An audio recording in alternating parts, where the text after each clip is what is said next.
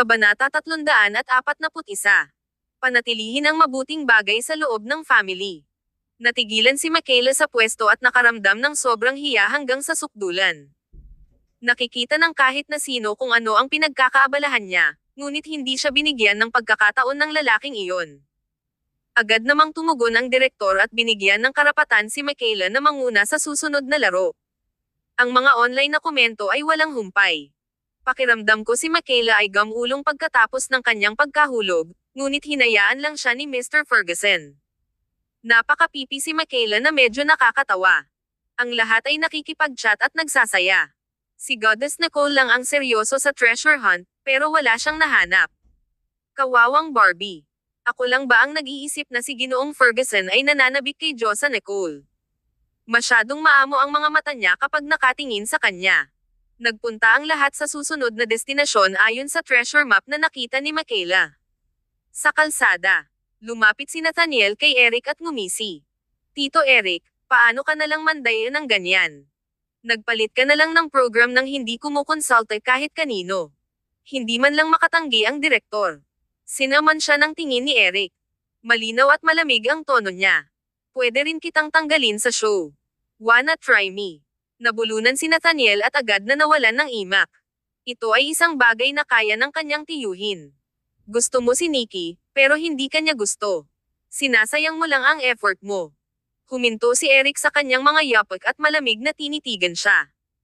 Nagyayelo at nakakatakot ang tono nito habang sinasabi, "Ha, hindi ka rin niya gusto." Nathaniel Ferguson, mas mabuting itigil mo na ang pag-iisip tungkol sa mga taong hindi mo dapat iniisip. Ito na ang huling beses na babalaan kita. Mabait siya kay Nathaniel dahil pamangkin niya ito. Sa susunod, hindi na siya magiging malumanay. Natakot at napatulala si Nathaniel. Natahimik siya saglit at nakaramdam siya ng kaba.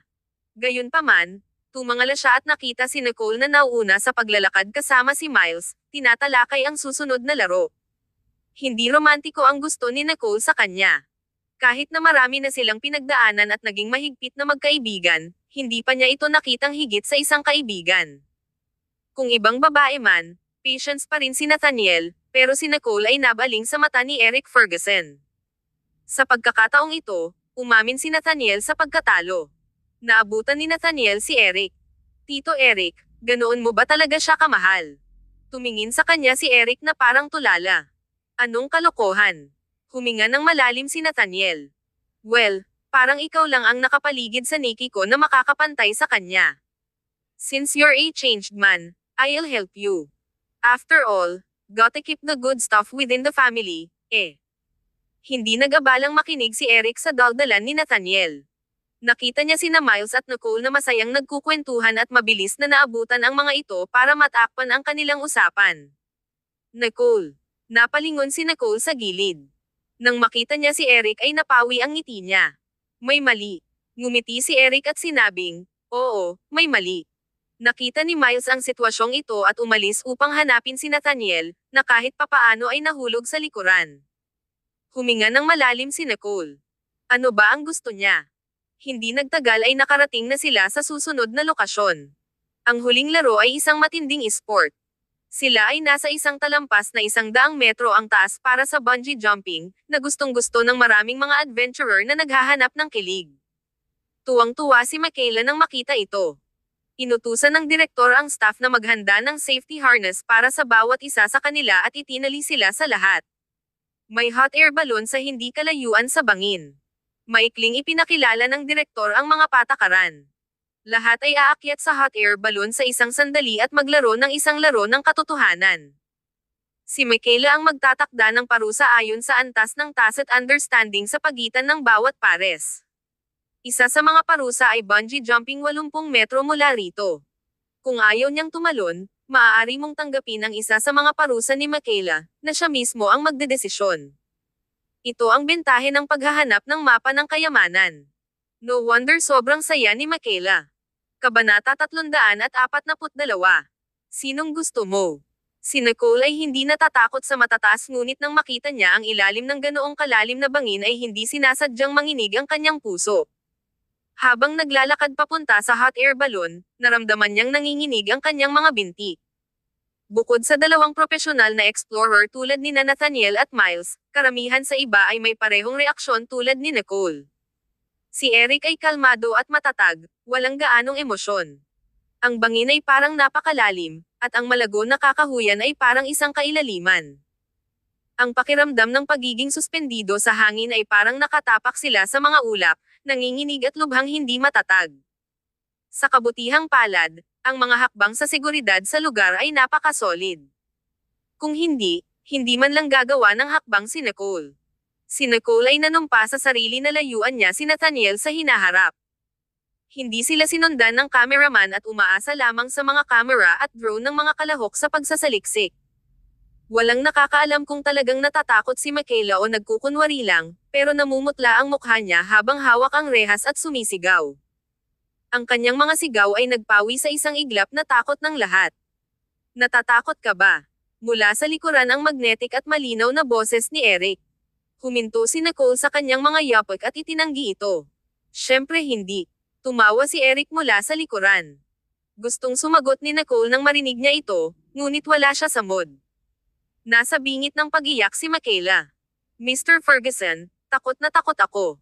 Malamig lang siyang sinulyapan ni Eric at hindi nagsalita. Ang kanyang ekspresyon ay labis na walang pakialam. Hindi napigilan ni Nathaniel ang magsalita. Stop howling like a banshee. Hindi maririnig ang usapan natin kung patuloy kang sumisigaw ng ganyan. Do you wanna double our voices? Biglang tumigil ang pag-iyak ni Michaela. Bukod kay Fabian, lahat ng iba ay mayaman at mahahalagang tao na hindi kayang imbitahan ng team ng programa. Nangingilid pa rin ang luha ni Michaela habang agrabyado niyang sinabi, I'm just too scared. Kung hindi ka talaga makatiis, sunduin ka na lang ng direktor. Iminungkahi ni Miles, pakiramdam na ito ay pinakapinag-isipan para kay Michaela. Humihikbi si Michaela at sinabing, ayos lang. Kakapit lang ako.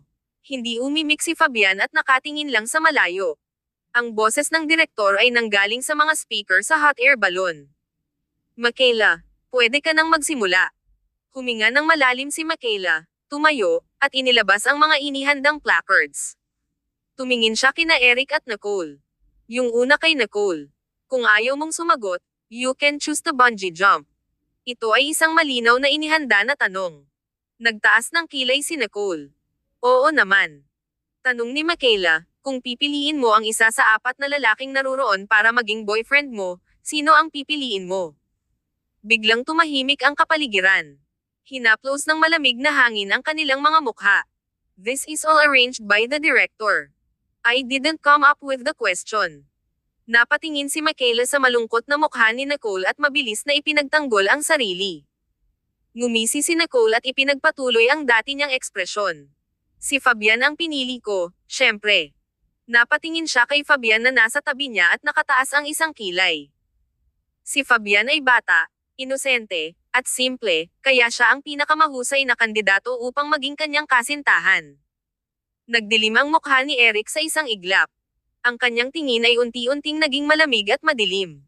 Medyo nakasimangot si Michaela habang patuloy na nagtatanong, what about your second choice? Miles. Sinulyapan ni Nicole ang tulalang si Miles at malumanay na ngumiti. Mabilis niyang ipinaliwanag, paano kung sitwasyon lang. Tuwang-tuwa si Miles at hindi ito isinapuso. Lalong tumindi ang lamig sa titig ni Eric. Napakatalim ng kanyang mga mata na walang nang-ahas na tumingin sa kanya ng diretso. Hindi makapaniwalang kumaibot ang mga sulok ng labi ni Nathaniel. Pinili mo si Kavanaugh kaysa sa akin. Ang katayuan ko ba sa puso ni Nicole ay mabilis na dumudules. Napaisip si Nathaniel. Ngumiti si Nicole sa kanya. Kung patuloy siyang magtatanong, ikaw na ang susunod. Napatingin si Nathaniel kay Eric ng makahulugan. Natatakot ako na si Tio Eric ay hindi magkakaroon ng pagkakataon, ha? Hindi man lang siya ang pangatlong opsyon. Kabanata 343. Parusa sa iyo. Naninigas ang mukha ni Michaela dahil nasabi na ni Nicole ang pangatlong sagot ng maaga. Napatingin siya sa mukha ni Eric na kanina pa sobrang pangit at madilim. Ang lamig sa kanyang mga mata ay sobrang mapang-api habang tinitigan ng masama si Nicole, tila pilit na pinipigilan ang kanyang emosyon. Napangiti si Nicole. Hindi ko kailangan tumalon, tama. Nabawi naman agad ni Michaela ang composure niya. No need. The next question is for Mr. Ferguson. Napatingin siya kay Eric na may halong pananabik. Kung pipiliin mo ang isa sa dalawang babaeng naruroon para maging girlfriend mo. Tila sumilay sa mga mata ni Michaela ang isang malambing na tagumpay na liwanag. Matapos maranasan ang ganitong pang-iinsulto mula kay Nicole, paano pa kaya siya pipiliin ng sinumang normal na lalaki? Dalawang babae lang ang naruroon, sina Nicole at Michaela. Hanggat lumabas ang mga pangalan ni na Michaela at Eric, hindi siya pupunta sa variety show na ito nang walang kabuluhan. Bago pa matapos ni Michaela ang kanyang pangungusap, mukhang malungkot si Eric habang sinasabi sa malamig at pinipigilang boses. Pipiliin ko si Nicole. Pagkatapos noon, biglang humakbang si Eric para hilahin si Nicole sa kanyang mga braso bago pa man makapag-react ang sinuman. Saka siya tumalikod. Gulat na gulat ang karamihan. Hindi napigilan ni Nicole na mapasigaw habang sumisipol ang hangin sa kanyang tenga. Pakiramdam niya ay walang bigat ang kanyang katawan habang siya ay bumulusok ng walang pigil sa ulo pababa sa bangin. Mahigpit na pinulupot ng lalaki ang kanyang mga braso sa kanyang baywang. Biglang natakpan ang labi niya ng mainit at malambot nitong labi. Nakatikim siya ng malabong minti na lasa, na nagpawi sa lahat ng kanyang takot. Ang kanyang mga pag-iyak ay biglang natapos habang ang lahat ng kanyang takot at gulat ay nagkalat sa hangin. Ang malamig na pangangibabaw at pananalakay ng lalaki ay hindi na pagkukunwari habang sinasalakay nito ang bawat sulok ng kanyang bibig. Mahigpit ang pagkakahawak ni Nicole sa damit ni Eric dahil nakalimutan niyang nakatali rin pala siya sa safety harness. Kumapit lang siya sa kanya na parang siya lang ang life raft na magagamit. Napapikit siya ng mariin at hindi nag-react hanggang sa kinagat ng lalaki ang ibabang labi niya bilang parusa. Ang nakakatusok na sensasyon ang gumising kay Nicole. Biglang iminulat ni Nicole ang kanyang mga mata at nakita niya ang lahat sa paligid niya na mabilis na naglalaho. Ang tanging nasa kanya ay ang lubod sa kanyang baywang at ang braso ng lalaki sa kanya. Nakaramdam ng matinding tensyon ang buong katawan niya. Ang mukha ng lalaki ay napaka-perpekto, 3-dimensional, at katangi tanging parang iskultura. Sa pagkakataong ito, bumilis ang tibok ng puso niya nang tumingin siya sa mapupungay na mga mata ni Eric. Hinampas ng malamig na hangin ang kanyang mukha. Nang halos marating na niya ang ilalim ng bangin ay biglang humigpit ang tali sa kanyang baywang. The moment she bounced up felt so painful na parang mabibiyak na ang katawan niya. Gayunpaman, tila walang naramdaman ang lalaking kasama niya. Ang lalim ng kanyang mga mata ay napakalalim na parang mapanlinlang na dagat. Kalmado ang ibabaw, ngunit ang mahinang simoy ng hangin ay maaaring magdulot ng malalaking alon sa kanyang mga mata. Mapatla ang mukha ni Nicole habang kagat-kagat ang ibabang labi. Puno ng gulat ang mga mata niya. Hindi siya natatakot sa matataas, ngunit hindi ibig sabihin noon ay nasiyahan siyang mahulog mula sa 100 metrong bangin. Bawat segundo ng pagkahulog ay nagparamdam sa kanya na mas malapit sa kamatayan, at bawat ugat sa kanyang katawan ay naninigas. Ang kulit nito. How dare he? Matapos tumaas ng wala pang 100 metro, hinayla ang lubod sa kanyang katawan at nagsimula silang mahulog muli. Nakita ni Eric ang takot sa mga mata nito at marahang hinayla ang ulo sa dibdib nito dahil hindi niya kayang makita siyang ganito. Lumapit siya sa tenga niya. Tahimik ang hangin sa paligid niya, at ang boses niya ay napakaamo. Palagi kang magiging first choice ko. Kabanata 344. Nikki, sino ang pipiliin mo? Hindi alam ni Eric kung narinig siya ni Nicole o hindi dahil wala naman siyang reaksyon. Pinatalbog lang sila ng lubod pabalik-balik, pataas at pababa. Ang katawan ni Nicole ay unti-unting umaayon sa galaw na ito, at ang takot na nararamdaman niya ay unti-unting nawala. Nang muli niyang idilat ang kanyang mga mata para tignan siya, puro galit at lamig ang napuno ng kanyang mga mata. Pagkatapos umakyat, si Nathaniel at ang grupo ay nagmamadaling lumapit sa kanila, nag-aalala. Nikki, okay ka lang? Kamusta? Nahihilo ka ba? Nakahiwalay si Eric sa gilid. Alam ng lahat na sinasadya ito ni Eric, kaya walang umaaliw sa kanya. Nicole was the innocent party after all. Maging si Michaela ay nakatayo lang at tahimik na nakatingin sa 2 taong iyon. Hindi niya alam kung ano ang nangyari. Umiling si Nicole na may malungkot na mukha. Hindi siya nakapagsalita sandali at nakaramdam na lang siya ng kaunting pagsusuka sa tiyan. Nagsalubong ang mga kilay niya. Matatapos na ba ito? Napahinto si Nathaniel at napatingin sa walang ekspresyon na si Eric sa gilid na medyo namumutla ngunit walang emosyon. Ang kaunting extreme sport na ito para kay Eric, na nakatanggap ng espesyal na pagsasanay sa militar, ay isang piraso lang ng cake, tama ba? Marahang tinapik ni Nathaniel ang likod ni Nicole. Sandali lang, nakipag-usap lang ako sa direktor para magkaroon ng bagong laro. Namilog ang mga mata niya habang hinihimas ang mukha ni Michaela. Iboto na lang natin kung sino sa tingin natin ang dapat mag-bungee jump at tapusin na ito. Itigil na the truth game. Agad na namutla ang mukha ni Michaela. When she was about to say something, Miles nodded approvingly and said, "I think that's a good idea. It's much better than being anonymous." Boto ako kay Michaela. Diretsahan ni Miles kaya hindi niya ito binigyan ng pagkakataong tumanggi. Diretso sa punto. Sabi ni Nathaniel, "Great minds think alike. I also vote for Michaela." Mayroon lamang 6 na tao sa kabuuan, at 2 boto na ang naibigay. Nag-aalalang tumingin si Michaela kay Fabian, na nanalo ng Most Promising Newcomer Award, kasama niya, kaya dapat ay magkasundo sila. Hindi nagatubili si Fabian at iniwas ang tingin sa mukha ni Nicole. I also vote for Michaela. Bahagyang lumubog ang puso ni Michaela. 3 sa 2 boto. Nawala siya. Kahit sino pa ang pinili ni Nicole o ni Eric, tapos na siya. Gayunpaman, ipinasa pa rin ni Nathaniel ang tanong kay Nicole. "Nikki, sino ang pipiliin mo?" Hindi masyadong maganda ang hitsura ni Nicole. Bahagya niyang ibinaba ang kanyang mga mata. Nang muli siyang tumangala, malamig ang tingin niya. Boto ako kay Eric Ferguson. Malakas ang boses niya, at hindi inaasahan ang sagot niya. Malinaw, sa sitwasyong ito, walang iba kundi si Michaela ang iboboto sa bungee jump. Sa mga kalahok, tanging si Nicole lang ang nangahas na bumoto kay Eric dahil gusto niyang ilabas ang kanyang dissatisfaction. Bahagyang nagsalubong ang mga kilay ni Eric, at saglit na nagdilim ang kanyang mga mata. Maya-maya pa, marahang itinaas niya ang kanyang kilay para tingnan siya, nakakagulat na wala man lang bahid ng kasalanan.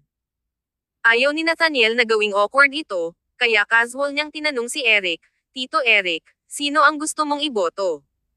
Kung si Eric ay matalino, dapat ay sumama siya sa mga salita ni Nicole at iboto ang kanyang sarili. Marahil ito ay magpapatahimik kay Nicole ng kaunti, ngunit hindi niya ginawa. Itinaas ni Eric ang kanyang baba sa ilalim ng pagbabantay ng lahat, itinuro si Michaela. Siya. Hindi siya nagsalita ng karagdagang salita. Malungkot ang mukha ni Michaela. Hindi niya inaasahan na ay bully siya ni Eric tulad ng iba kahit na sinubukan niyang pasayahin siya. Sa halip, si Nicole, na tina-target ni Michaela, ang tanging hindi bumoto para sa kanyang bungee jump. Gustong umiyak ni Michaela at naagrabyado. Agad siyang pumasok sa kanyang nakakaawa na maliit na drama queen act. "Tinatanggap ko ang resultang ito, ngunit mula pa noong bata ako ay takot na ako sa taas. Hindi naman pipilitin ng isang grupo ng malalaking lalaki na tulad nila na tumalon ang isang mahinang babae na katulad niya, di ba?" Tumawa si Nathaniel.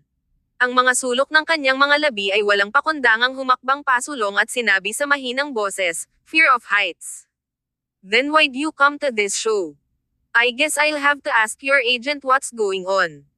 You violated ang mga tuntunin ng kontrata at hindi nakipagtulungan sa mga regulasyon ng programa. Sa palagay ko kailangan mo lang magbayad para sa anumang mga parusa para sa paglabag sa kontrata." Kabanata 345. Please stay away from me. Tumangala si Michaela kay Nathaniel na may gulat na mga mata. Mukhang hindi nagbibiro si Nathaniel. Binawi niya ang isang site at gumawa ng paraan para tumalon siya.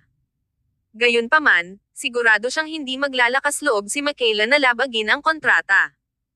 Walang malilinlang sa kanyang mapagpanggap na galing sa pag-arte. Nakikita ng lahat na sinadya ni Michaela ang direksyon ng palabas para sadyang puntiryahin si Nicole.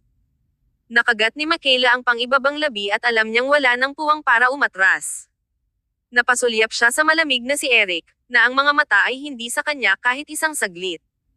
Dahan-daang naglakad si Michaela sa gilid habang lumilingon sa likod na may mga nanlilisik na mata na parang naghihintay ng pipigil sa kanya. Sa huli, tumingin siya kay Nicole at tanging ang babaeng iyon lang ang naasahan niya. As long as Nicole said the word, the rest of the group will not target her, right? Gayunpaman, namutla lang si Nicole habang nakahawak sa gilid ng rehas. She looked so impatient with her eyes closed and one hand over her chest, not care kung si Michaela ang napiling tumalon. Nag-aalangan na ibinuka ni Michaela ang kanyang mga labi at tuluyang tumalon. Ang sigaw na iyon ay pumutol sa katahimikan ng bundok at nagpatuloy ng mahabang panahon. Agad nagpalakpakan ang mga netizens nang makita ang eksenang ito. Dapat nakuha nila si Mr. Ferguson para sipin siya ulit. Ha ha ha. Galit si Mr. Ferguson sa pagiging fourth choice. Ha ha ha ha. Di ba sabi ni Michaela sa unang episode na gusto niya ang outdoor sports? Ngayon takot na siya sa matataas. Puno talaga siya ng kasinungalingan. I'm so heartbroken for my Nicole. Sinabi niya ang totoo at hinayla pa rin pababa. Siguradong galit na galit si Mr. Ferguson sa sagot niya. Nagsisi si Mr. Ferguson sa hiwalayan, ha? Ang kanyang mga mata ay hindi kailanman lumayo sa aking Diyosa. Nakita ni Eric na hindi kaaya-aya ang kutis ni Nicole at may samando sa kanya habang naglalakad siya sa likod. Pinagmasdan niya ang mga yabag ng paa nito, at bakas ng pagsisisi ang sumilay sa kanyang mga mata. Nang hahawakan na sana siya ay umiwas si Nicole sa gilid dahil napansin niyang papalapit ang mga yabag nito. Kaya, hindi niya nakuhang hawakan siya. Pinandilatan siya ng malamig at mapupulang mga mata ni Nicole. Stay away from me. Siya ay hindi kailanman nagsalita ng ganoon kabagsik noon at palaging pinananatili ang isang walang kabuluhang kagandahang loob sa kanya. This time, she must be triggered na talaga. Matalim ang tingin ni Eric sa kanya. Unti-unting kumalat ang panghihinayang mula sa kaibuturan ng kanyang puso, ngunit hindi niya magawang humingi ng tawad sa mukha nito dahil kutsain lang siya ni Nicole. Ang gayong paghingi ng tawad ay hindi magkakaroon ng kahit kaunting halaga sa kanya. Pinagdikit ni Eric ang mga labi at sinundan ang mga yapot nito. Galit ka ba? I was just a little mad just now, that's why I wanted to jump down to cool off. I won't let anything happen to you. Ang paliwanag na ito ay hindi sapat. Ngumisi si Nicole at biglang huminto sa kanyang kinatatayuan. Parang gusto mo akong tumalon para magpalamig, tama. Itong si Eric Ferguson. How dare he drag me along kapag galit siya. Halatang sinasadya niya ito. Nagtaas ng kilay si Eric na natural na hindi niya nakita. 2 segundo lang ang gusto niyang pagtuunan siya nito ng pansin. Galit si Eric dahil hindi siya napili, ngunit mas nagalit siya sa kanyang kamangmangan. Siyempre hindi. Ha? Mapahamak ako kung maniniwala ako sa kanya. Pareho silang walang binanggit na salita tungkol sa halik na iyon noong taglagas. Ayaw magsalita ni Nicole. Napasinghap si Nicole sa galit. Nang makadalawang hakbang pasulong, biglang nanghina ang kanyang mga binti, at nahihilo ang kanyang ulo. Isang puting liwanag ang bumungad sa kanyang mga mata. Nag-collapse siya. Agad na sumugod si Eric para hawakan siya. Kumunot ang kanyang mga kilay sa gulat. Mabilis niya itong binuhat at tumakbo palabas. Naka-standby ang sasakyan sa labas. Naghihintay din doon ang assistant ni Nicole na si Demi at ang driver. Nang makita nila ang eksenang ito, namutla ang kanilang mga mukha sa gulat. Kabanata 346. Kasalanan ko. Nang muling magising si Nicole, napapalibutan siya ng amoy ng disinfectant. Nasa ospital pala siya. Nakahinga siya ng maluwag. Sa kanyang panaginip, akala niya ay malaya pa siyang nahuhulog sa bungee rope, nahuhulog, tumatalbog, at nahuhulog muli. Ang paulit-ulit na kawalan ng timbang ay naging sanhi ng panginginig at tensyon ng kanyang katawan sa gulat. Isang mainit na tuwalya ang nagpunas sa kanyang noo para sa kanya. Napatingin si Nicole sa gilid. Nang makita niya ng malinaw ang taong iyon, agad na namula ang mukha niya. Bakit hindi ka pa umaalis? Sumagot si Eric, Manam, kasalanan ko. Mababa at garalgal ang boses niya, parang walang katapusang pagsisisi. Kahit na walang malay si Nicole ay tila binabangungot siya dahil patuloy siyang pinagpapawisan habang sumisigaw ng, "Don't push me." Kasalanan niya ang lahat. Hindi niya inaasahan na matatakot si Nicole. Kung alam niyang mangyayari ito, hindi na niya ito hinayla pababa kasama niya. Mas gugustuhin niyang tumalon pababa ng 100 beses sa kanyang sarili. Umiwas ng tingin si Nicole at umiwas ng tuwalya. Nang gusto na niya itong sigawan na umalis ay sumulpot na si Demi at ang driver nito. Miss Stanton, gising ka na. Hawak ni Demi ang isang thermos sa kanyang kamay at magaling na nagbuhos ng isang mangkok ng sopas. Ito ay para pakalmayan ang iyong nerbiyos. Have some. Kinuha ito ni Nicole at inamoy. Napakabango nito na ikinagulo ng kanyang tiyan. Pagkatapos ay humigop siya ng ilang higop at inilapag ang mangkok. Kinuha ni Eric ang kanyang mangkok at gustong maglinis para sa kanya. Gayunpaman, hindi maisip ni Demi na maglilinis si Eric at mabilis itong kinuha sa kanya. Mr. Ferguson, I'll do it. Makakapagpahinga ka na. Walang pakialam ang tingin ni Nicole. Hindi ka ba masyadong busy na tao? Pwede ka nang umalis. Naglapat ang mga labi ni Eric sa isang tuwid na linya. Bahagyang nagdilim ang kanyang mga mata. Hindi kita guguluhin. Naiistorbo mo na ako dito sa kwarto. Walang humpay na itinaboy siya ni Nicole. Natahimik si Eric, tumayo, at umalis. Napatingin si Demi sa mabangis na mukha ni Nicole at napabuntong hininga. Miss Stanton, huwag kang magalit. Si Mr. Ferguson ang naghatid sa iyo hanggang sa ospital. Ano? Ipinaliwanag ni Demi, ang sasakyang pang-emergency ay kulang sa mga kinakailangang instrumento, at ang mga gulong ay nabutas ng kami ay umalis. Si Mr. Ferguson ay sabik na dinala kanya at tumakbo pababa ng burol. Natigilan si Nicole at nakatingin sa malayo, nawalan ng pag-iisip. Parang hindi ko man lang kayang magalit sa kanya. At saka, noong nahimatay ka, nakahawak ka sa kanya, ayaw mong bumitaw. Hindi mo napansin na hawak mo na pala ang manggas niya buong oras. Pagkalayo niya, iiyak ka, kaya hindi siya nang ahas na umalis at nasa tabi mo na rin si Mr. Ferguson, at pati na rin sa sopas na ito. Medyo nadismaya si Nicole sa sarili. Bakit ba ako nahihiya kung wala akong malay? Na-record ba ang palabas? Nagmamadaling inibon ni Nicole ang usapan. Hindi niya nakalimutan ang pangunahing layunin. Tumanggo si Demi. Oo, tapos na. Bumalik na ang lahat. Pwede na tayong umalis kapag handa ka na. Naisip ni Nicole, ay, mabuti, at least wala akong naantala. Nakita ni Demi na hindi masyadong maganda ang kutis ni Nicole, kaya sinabihan niya itong magpahinga sandali. Binalak ni Nicole na umalis sa lalong madaling panahon, ngunit nakatulog siya. Hindi niya napigilan at nakatulog. Nang muli niyang imulat ang kanyang mga mata, gabi na. Dahil tulog siya ay pinatay ni Demi ang ilaw sa ward at isinara ang pinto ngunit nakabukas ang mga kurtina kaya alam ni Nicole na madilim na sa labas. Malamig at tahimik ang gabi. Nakasindi ang mga streetlight sa labas. Nagkaroon ng kaunting kaguluhan sa labas, ngunit napakahusay ng soundproofing ng ward. Napakatahimik ng silid kaya't may makarinig ng pagbagsak ng pin. Parang dalawang mundo ang loob at labas ng ward. Huminga ng malalim si Nicole at nagustuhan ang pakiramdam na ito. Tahimik siyang bumangon sa kama at gustong buksan ang pinto para makaalis. Bigla siyang nakarinig ng mahinang boses mula sa labas ng pinto. Mr. Ferguson, maghapon kang nakaupo dito at wala ka pang kinakain. Bakit hindi ka pumasok sa loob at magpahinga sandali? Boses iyon ni Demi. Hindi na kailangan. Kilalang kilala ang boses ni Eric.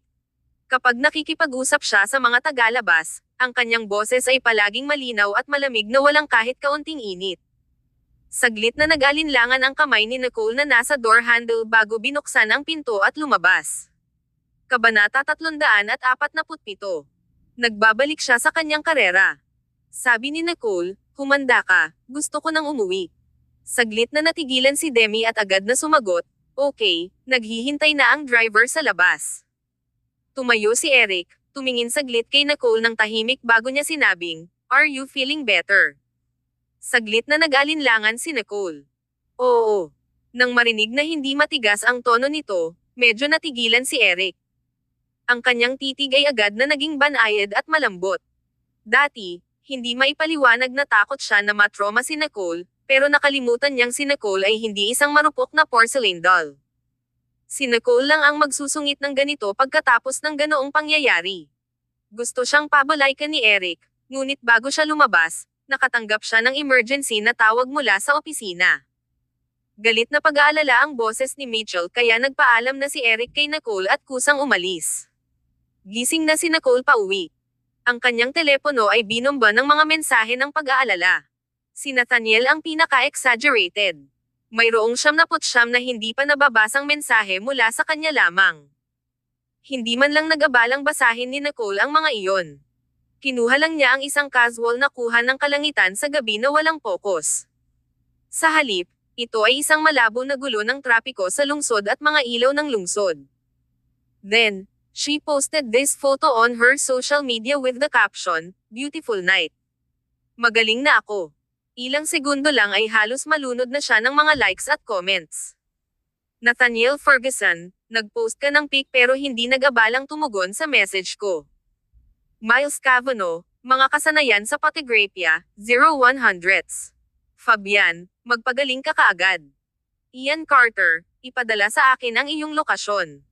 Pumili si Nicole ng ilang sasagutan at isasara na sana ang pahina nang makakita siya ng bagong komento. Mitchell, nag-relay ng mensahe, magandang kuha. Talagang nasa ibang antas ang mga propesyonal. Kinagat ni Nicole ang kanyang mga ngipin. Hindi na kailangang isipin, ang mga salita lamang ng isang lalaki ang naihatid ni Mitchell. Papuri ba iyon o kinukutya niya siya? Stupid Eric Ferguson. Nang makabalik si Nicole sa mansyon ng Stanton, nakapagpahinga siya ng mabuti ng ilang araw. Kinaladkad siya ni Yvette para mamili, kumain, at maglaro para maibalik ang sigla ni Nicole. Sa isang kisap mata, naipost online ang recorded variety show. Hindi interesado si Nicole na panoorin ang live na broadcast, ngunit nagustuhan niyang panoorin ang palabas pagkatapos mag-edit. Ito ay palaging nagbibigay sa kanya ng isang pakiramdam ng sigla. Pinanood niya ang 15 minutong video ng may labis na interes. Sa simula pa lang ay nakatutok na ito sa guest appearance ni Eric. Hindi nila dinala ang drama ni Michaela at ginawang very harmonious at warm ang interaksyon ng lahat. Ang editor ay talagang kamangha-manghang. Lalong uminit ang usapan tungkol kay Nicole sa comment section. Sumang-ayon ang lahat na si Eric ay pumunta lamang sa palabas na ito para kay Nicole. Kung hindi, bakit lalabas si Eric sa isang adventure variety show gayong hindi pa siya nagpakita ni minsan sa maraming financial show kahit nakatanggap na siya ng hindi mabilang na mga imbitasyon? Ito ay hindi lamang dahil siya ang title sponsor. Si Mr. Ferguson ay umiibig sa ating Diyosa na si Nicole, tama ba? Haha. Pakiramdam ko ito ay isang episode kung paano ibabalik ang iyong asawa at mag-crash at masunog sa proseso. Wala nang pagkakataon si Nathaniel. Goddess Nicole, huwag kang mag-alinlangan. Ang aming Fabian pa rin ang pinakamahusay na pagpipilian. Nagkaroon ng lahat ng uri ng mga komento. Pinadalhan pa siya ng mga tao ng mga pribadong mensahe na nagsasabi sa kanya na magtiyaga at huwag mawalan ng pag-asa dahil kay Eric Ferguson.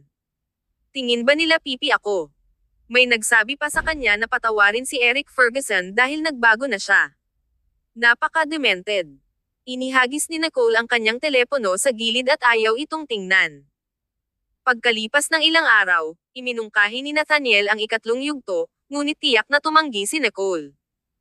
Hindi na niya gustong sumali sa palabas, lalo na nang matapos malaman na si Eric Ferguson ang title sponsor ng palabas. Alam ang kanyang determinasyon, maaari lamang itong tanggapin ni Nathaniel ng may pag-aatubili. Hindi nagtagal, kumalat na parang apoy ang balita tungkol sa pag-alis ni Nicole sa palabas. Malaki ang naging reaksyon ng mga netizens. Ang palabas na ito, nawala si Nicole ay parang nawawalan ng kaluluwa. Kaya ang palabas na ito dahil sa mukha ni Goddess Nicole at sa pagiging pipi ni Michaela.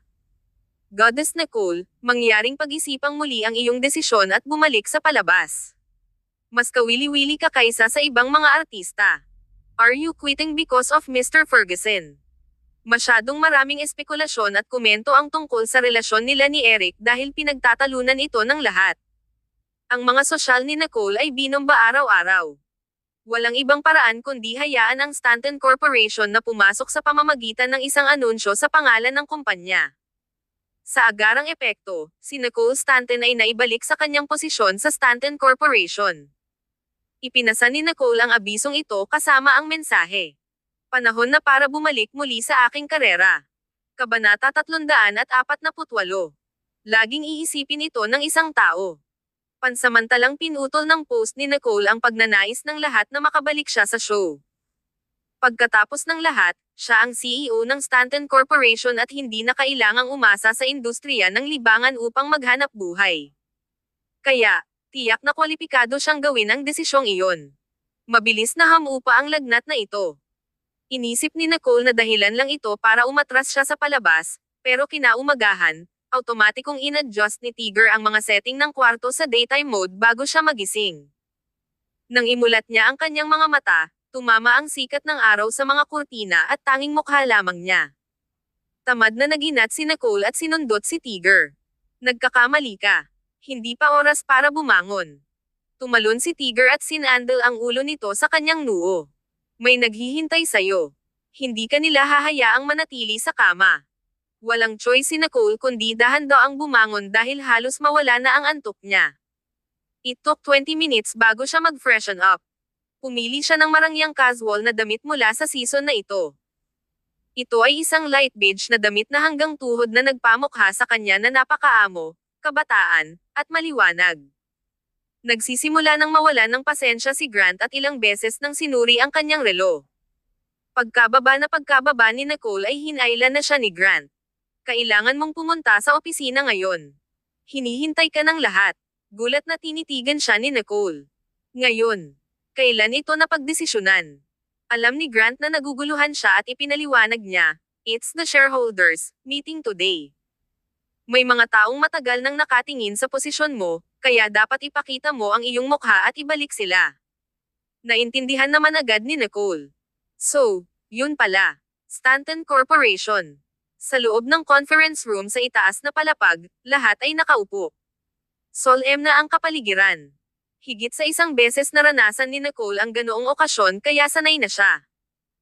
Nang sundan niya si Grant sa silid ng pagpupulong, maraming tao ang nakatingin sa kanya na may masalimuot na mga ekspresyon, habang ang ilan ay masayang-masaya na siya ay buhay, at ang ilan ay hindi nababahala. Sa sandaling pumasok siya, umalangaw-ngaw ang palakpakan sa conference room. Ito ang unang pagkakataong dumalo si Nicole sa isang company meeting mula nang makaalis siya sa isla. Ang ilang mga mukha ay pamilyar pa rin, habang ang ilan ay hindi pamilyar. Maligayang pagbabalik, Pangulong Nicole. Ngumiti si Nicole at umupo sa tabi ni Grant pagkatapos batiin ang lahat. Nagsimula na ang pagpupulong. Si Grant ay katulad ni Eric Ferguson sa ilang mga paraan. Kapag nakikitungo siya sa mga usapin sa negosyo at mga estranghero, hindi siya kailanman ngumiti. Umupo doon si Grant na nakikinig sa mga ulat ng mga direktor at shareholder. Nagtatalo man sila o nanunuya, hindi natinag ang mukha niya at nababalot ng sapin ng lamig. Naunawaan ni Nicole ang diwa nito. Isang malaking proyekto ang isang Wall Street tycoon Fron Liberty na may kinalaman sa artificial intelligence. Ang pangalan ng business tycoon na ito ay Clayton Sloan. Siya ay isang misteryosong tao na hindi kailanman nakalagay ang kanyang pangalan sa listahan ng Forbes, kaya walang nakakaalam kung gaano karaming yaman ang mayroon siya. Gayunpaman, ang kanyang pangalan sa mundo ng negosyo ay parang kulog. Ang artificial intelligence sa maraming bansa ay umuunlad, at bawat bansa ay lihim na nakikipagkumpetensya upang maging pinakamahusay sa industriya. Gayunpaman, walang sino man ang maaaring pagsamahin ang kanilang mga tagumpay ng sistematikong sa isang network. Ang iba't ibang aspeto ng artificial intelligence ay nakakalat. Maging sa siyentipikong pananaliksik, medisina, o matalinong mga aparato, bagamat ang bawat isa ay may sariling mga pakinabang, hindi isang kumpanya ang maaaring sumaklaw sa lahat ng mga larangan at napaka-niche sa sarili nitong larangan. Nais ni Clayton Sloan na basagin ang hadlang na ito. Kaya, hindi mabilang na mga kumpanya na kasangkot sa industriyang ito ang gustong makipagtulungan sa kanya at lumikha ng nangungunang pakikipagtulungan sa ng siglo. Ang ilang maliliit na kumpanya ay walang anumang mapagkompetensyang kalamangan. Ang tunay na kasosyo na karapat-dapat ay ang kumpanya sa tuktok ng pyramid na may malakas na mapagkukunan. Pinahahalagahan ng Stanton Corporation ang kooperasyong ito at nakipag-ugnayan kay Clayton Sloan ng maraming beses, ngunit walang tugon. Nais ng isa sa kanilang mga shareholder, si Christian Jenner, na i-promote ang kanyang anak upang makakuha siya ng matatag na posisyon sa Stanton Corporation. Kaya naman, nang gusto ni Christian na pangasiwaan ng kanyang anak ang pagtutulungang ito, nagdulot ito ng maraming pagtutol. Ang lahat ay walang kompromiso. Paano mo nalang ibibigay ang ganoong mahalagang bagay sa anak mo bilang practice? Mr. Jenner, nauubos ka na ba? Kahit na maabot ang isang deal, Ito ay dahil pinahahalagahan ni Clayton Sloan ang aming Stanton Corporation, hindi ang iyong anak ng personal. Hindi mo ba naisip na ikaw ay masyadong agresibo upang makuha ang kredito na ito? Ang anak ni Mr. Jenner ay isang department manager sa aming kumpanya, kaya medyo may kakayahan pa rin siya. Kabanata 349. Let my son try it. Tensyonado ang atmosphere sa meeting room. May pumayag, may tumutol, habang may nanood lang. Napatingin si Nicole kay Grant, na bahagyang singkit ang mga mata. Malamig at walang pakialam ang mukha niya na para bang walang pakialam sa mga pagtatalo nila. Nakita ito ni Logan at umubo ng malakas. Agad na tumahimik ang lahat at naghintay ng tugon ni Grant. Medyo malamig ang tingin ni Grant habang sinulyapan si Christian Jenner. Ang boses niya ay may dalang matinding lamig. Mr. Jenner, gusto mo bang bigyan ng pagkakataon ang anak mo ng ganoon kalala? Duwag si Christian Jenner, ngunit nagkaroon siya ng lakas ng loob na gawin ito dahil alam niya na ang kanyang anak ay masisipa sa Stanton Corporation kung ang kanyang anak ay walang mga tagumpay. President Grant, kitang-kita sa lahat ang mga nagawa ni Zian sa business department. Naniniwala ako na kaya niyang gawin ang proyektong ito. Ang mga sulok ng labi ni Grant ay gamulong sa isang tila malamig na ngiti, ngunit sa malapitan, tila walang pagbabago sa kanyang mukha. Then what if hindi niya maklose ang deal? Saglit na nagyelo ang kapaligiran. Nakakaalarma ang katahimikan. Agad namang nanigas ang mukha ni Christian. Bahagyang kumislap ang kanyang mga mata. Kung hindi niya kaya. Itinaas ni Grant ang kanyang ulo at sinabi sa malamig na boses, ang proyektong ito ay ang pinakamahalagang proyekto ng Stanton Corporation. Ito ay nagsasangkot ng marami sa aming mga pagsisikap, kaya kung hindi niya ito makuha, ito ay magdudulot ng higit sa pagkawala ng reputasyon sa aming kumpanya. Mr. Jenner, kung may kakayahan ang iyong anak na gampanan ang ganoong kalaking responsibilidad ay ibang usapin kung ang ating karibal ang makakuha ng proyekto sa halip na tayo, sino ang mananagot sa responsibilidad na ito? Akala ba niya ay walisan na lang nila ito sa ilalim ng alpombra? Agad na tumahimik ang meeting room. Maging ang paghinga ng mga tao ay naging maingat. Kung ang kalaban na kumpanya ng Stanton Corporation ay makakarating sa deal na ito, hindi lamang ito magdudulot ng malaking epekto sa reputasyon at katayuan ng Stanton Corporation, ngunit makakaapekto rin ito sa kasunod na serye ng kooperasyon. Ang buong pag-unlad ng Stanton Corporation ay bababa pa nga dahil dito. Kakayanin kaya ni Christian Jenner ang responsibilidad na ito? Biglang nagbago ang mukha ni Christian. Naisip niya na hahayaan siya ni Grant dahil nagtrabaho siya sa Stanton Corporation ng napakaraming taon. Gayunpaman, binanggit ni Grant ang mga kahihinatnan. Napalingon ang lahat kay Christian Jenner. Susuko ba siya o pipilitin? Lumipas ang 1 minuto. Medyo naiinip na si Nicole.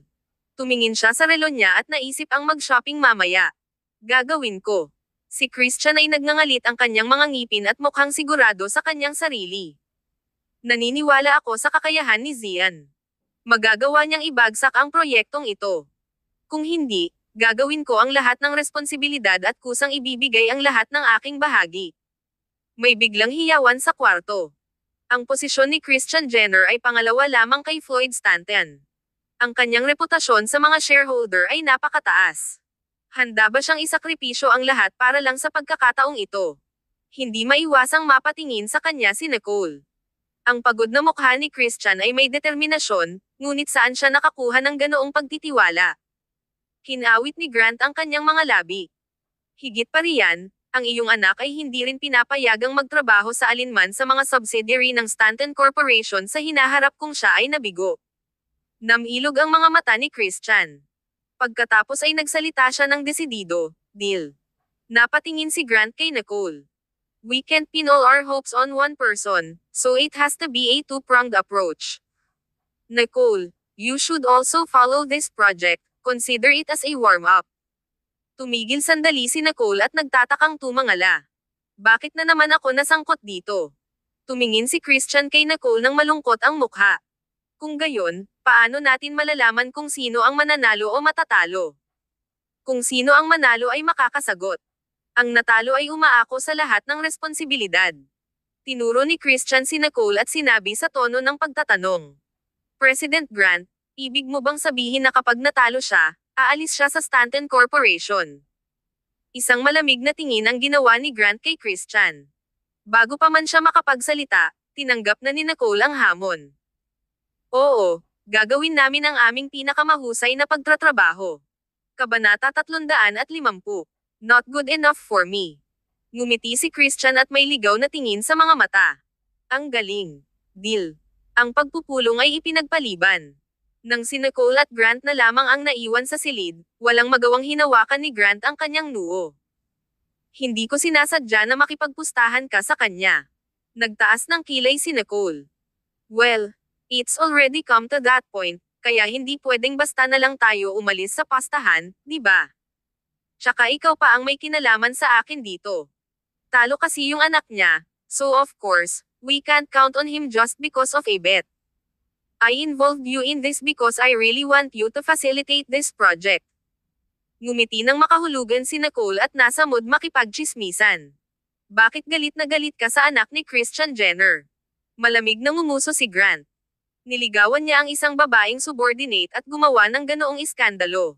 Muntik nang mapunta sa trending topics ang kumpanya natin dahil sa kanya. Alam mo ba kung gaano karaming pera ang ginastos ko para ayusin ang mga bagay-bagay? Hindi pa rin niya alam kung ano ang ginawa niyang mali at sinusubukang maghanap ng paraan upang mailagay ang babaeng iyon sa ating departamento ng pananalapi, paulit-ulit na tinulungan ni Christian Jenner na itago ito, kaya't ito ay isang madugong gulo. Napawi ang ngiti ni Nicole. So, isa siyang basura, ha? Well, he deserves it kung ganoon. Kinagat ni Nicole ang labi at tumingin kay Logan.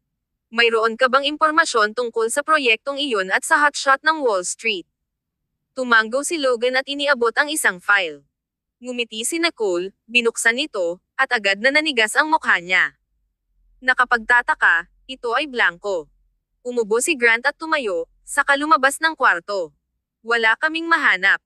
Malamang peke rin ang pangalan niya, kaya kailangan mong magsipag ng kaunti. Hindi nakaimik si Nicole. Nilagay ko lang ba ang sarili ko sa gulo? Hindi napigilan ni Logan ang tumawa sa gilid. President Nicole, sabihin mo lang sa akin kung kailangan mo ng tulong ko. Tumingin sa kanya si Nicole at tinanong ang nag-iinit na tanong sa kanyang isipan. Alam mo ba kung bakit kumpiyansa si Christian Jenner na hindi niyang kayang tanggalin ang proyektong ito? Tinaya ni Christian ang lahat ng mayroon siya para sa proyektong ito. Hindi naman siguro bulag ang kumpiyansa, tama. Medyo natalo ang mukha ni Logan habang umiiling. Hindi niya alam ang dahilan. Titingnan ko kaagad. Naisip ni Nicole, na curious ako sa misteryosong taong ito. Nagring ang phone niya ng mga sandaling iyon. Si Nathaniel iyon. Pinulot niya ito. Neil, anong meron? Nikki, may work celebration tayo sa Gremlin Club mamayang gabi. Gusto mong sumama? Sasabihin na sana ni Nicole, ngunit bigla niyang naisip na si Eric Ferguson ay dadalo sa party na iyon bilang title sponsor. Naramdaman ni Nathaniel ang pag-aalinlangan niya at agad na sinabing, "Don't worry, my uncle's not coming. He has a bachelor party tonight for Colton White. Balita ko na buntis ang babae at may shotgun wedding sila." Ha ha ha. Hindi napigilan ni Nicole na matawa. Okay then, I'll be there. Binaba niya ang telepono at agad na tinawagan si Yvette. Sumuko ba ang nanay mo sa alyansa ng kasal kay Colton White? Ngumuso si Yvette. He's not good enough for me. Since the last time you helped me take that picture, nag-aalangan ang nanay ko sa marriage union. Ngayon, may kanya-kanyang problema ang White family. Ha ha ha. Balita ko may gusto siya sa isang mahirap na babae at nagkaroon ng away sa kanyang pamilya. Sino ang nakakaalam kung paano ito ngayon? Natawa si Nicole at hindi napigil ang sabihin sa kanya ang kanyang narinig. Nakahinga ng maluwag si Yvette. Tinutulungan ako ng Diyos. No wonder, tinakpan ito ng pamilya nila. Ngayon nakakapag-relax na talaga ako. Nga pala, I recently met a guy. Anyway, I'll tell you about it later. My mom's here to check on me. Ibinaba niya ang telepono sa gulat. Tumawa si Nicole at naghanda para sa party mamayang gabi.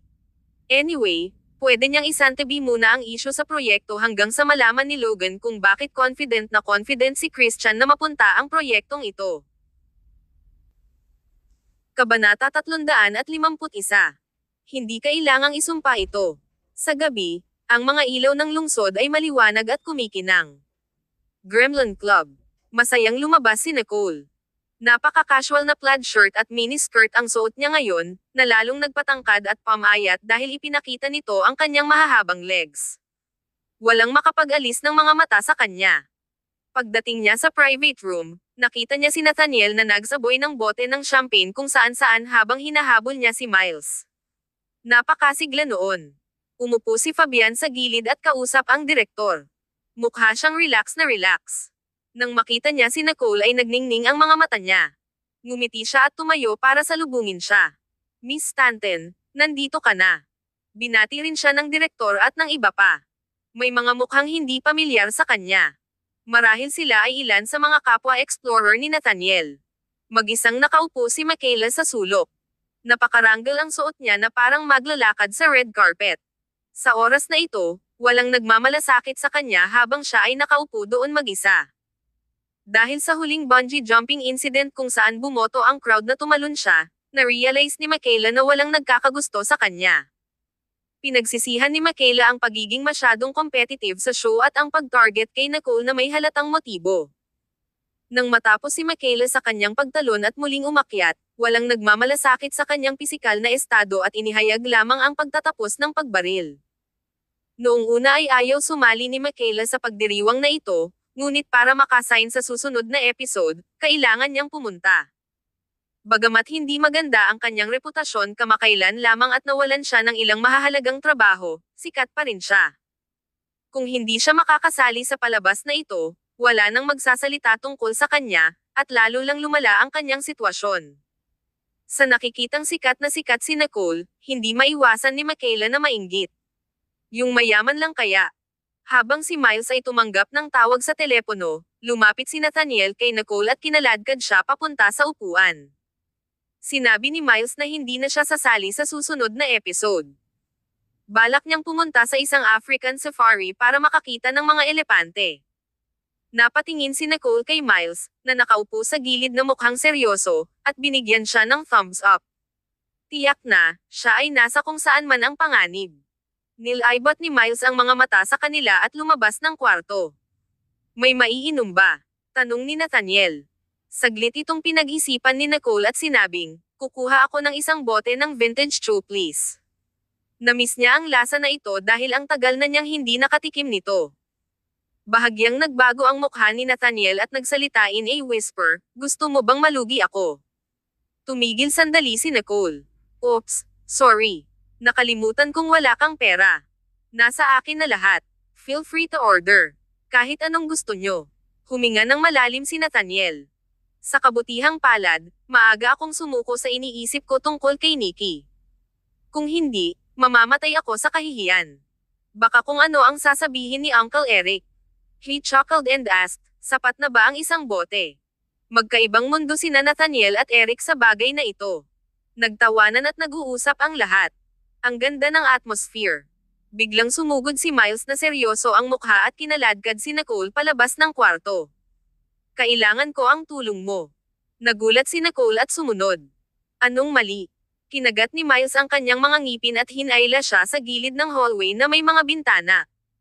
Medyo malungkot ang mukha niya habang iniisip kung paano niya ito sasabihin. Kumunat ang noo ni Nicole. Hindi pa niya nakitang magsalita si Miles nang may ganoong pag-aalinlangan. Kung hindi mo sasabihin, babalik na ako. Magiging girlfriend kita. Nagulat si Nicole. Mabilis na idinagdag ni Miles, a fake one. Napuno siya ng mga tanong at tumingin sa kanya nang may pagdududa. May masama ba siyang intensyon? May gustong sabihin si Miles pero tumigil.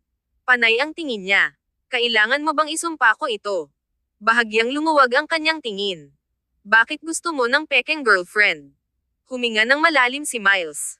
Kakaibang madilim ang mukha niya. Ngayon ko lang nakita ang namatay kong ex-girlfriend. Yung nanloko sa'yo. Pulang-pula ang mukha ni Miles sa galit.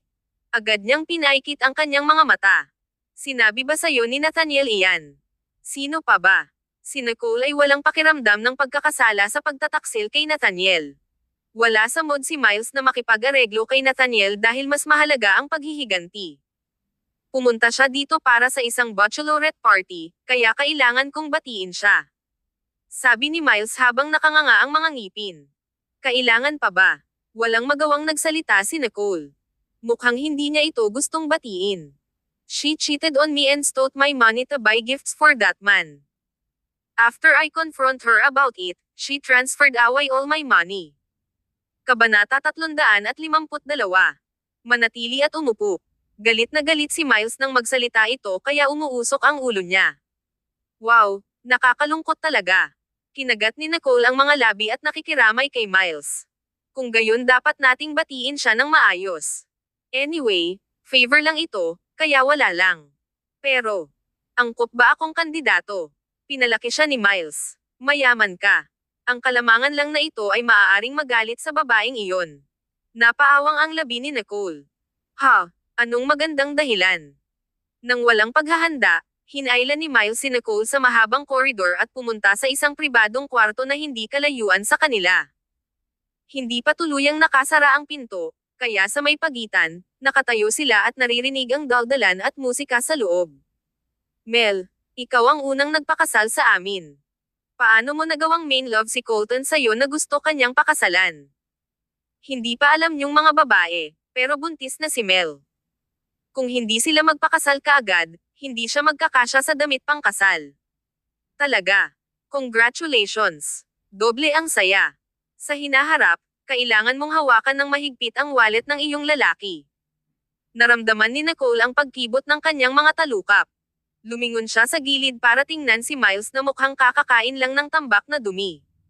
Kinagat niya ang kanyang mga labi. Papasok pa ba tayo? Malamig na ngumuso si Miles. Oo naman. Pagkatapos, itinaas niya ang kanyang kamay at itinulak ang pinto. Kaagad siyang nagkaroon ng mahinang mapaglarong ngiti sa kanyang mukha habang ang isa niyang kamay ay marahang nakapatong sa balikat ni Nicole na parang isang maginoo. Medyo intimate nga ang itsura nila. Napaka-cooperative na bulalas ni Nicole. Nako, maling kwarto ang napuntahan natin. Malambot at matamis ang boses niya na walang kahit katiting na lamig. Madali niyang nakuha ang atensyon ng lahat. Nakita ni Miles ang dami ng tao sa kwarto at napahinto siya sa paglalakad. Tama, sorry. Sinulyapan niya si Melanie na napapaligiran ng mga tao. Dama po ang mga mata nito sa kanya na para bang nagulat siya nang makita siya. Sa isang iglap, may mapaglaro siyang ngiti at madilim na liwanag sa kanyang mga mata. What a coincidence. Hindi ba ikaw ay isang matandang kakilala? Ang matandang kakilala ni Miles ay sinabi na may mga ngipin. Maganda ang pananamit ni Melanie habang masaya niyang tinanggap ang inggit at pagpapala ng lahat.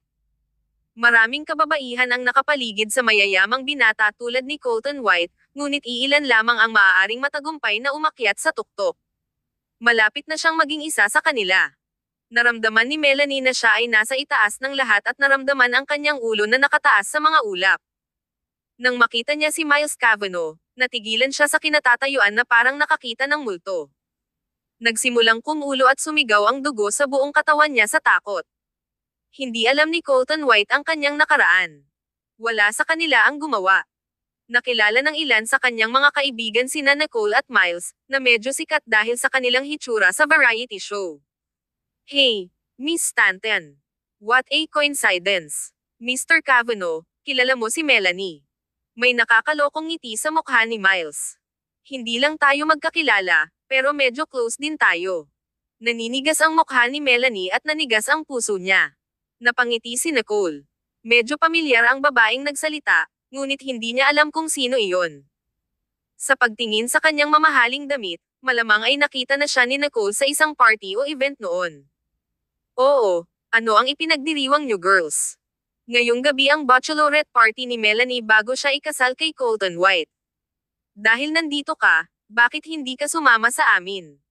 Ang maimbitahan si Nicole sa kanilang party ay isang karangalan at isang hakbang sa panlipunang hagdan.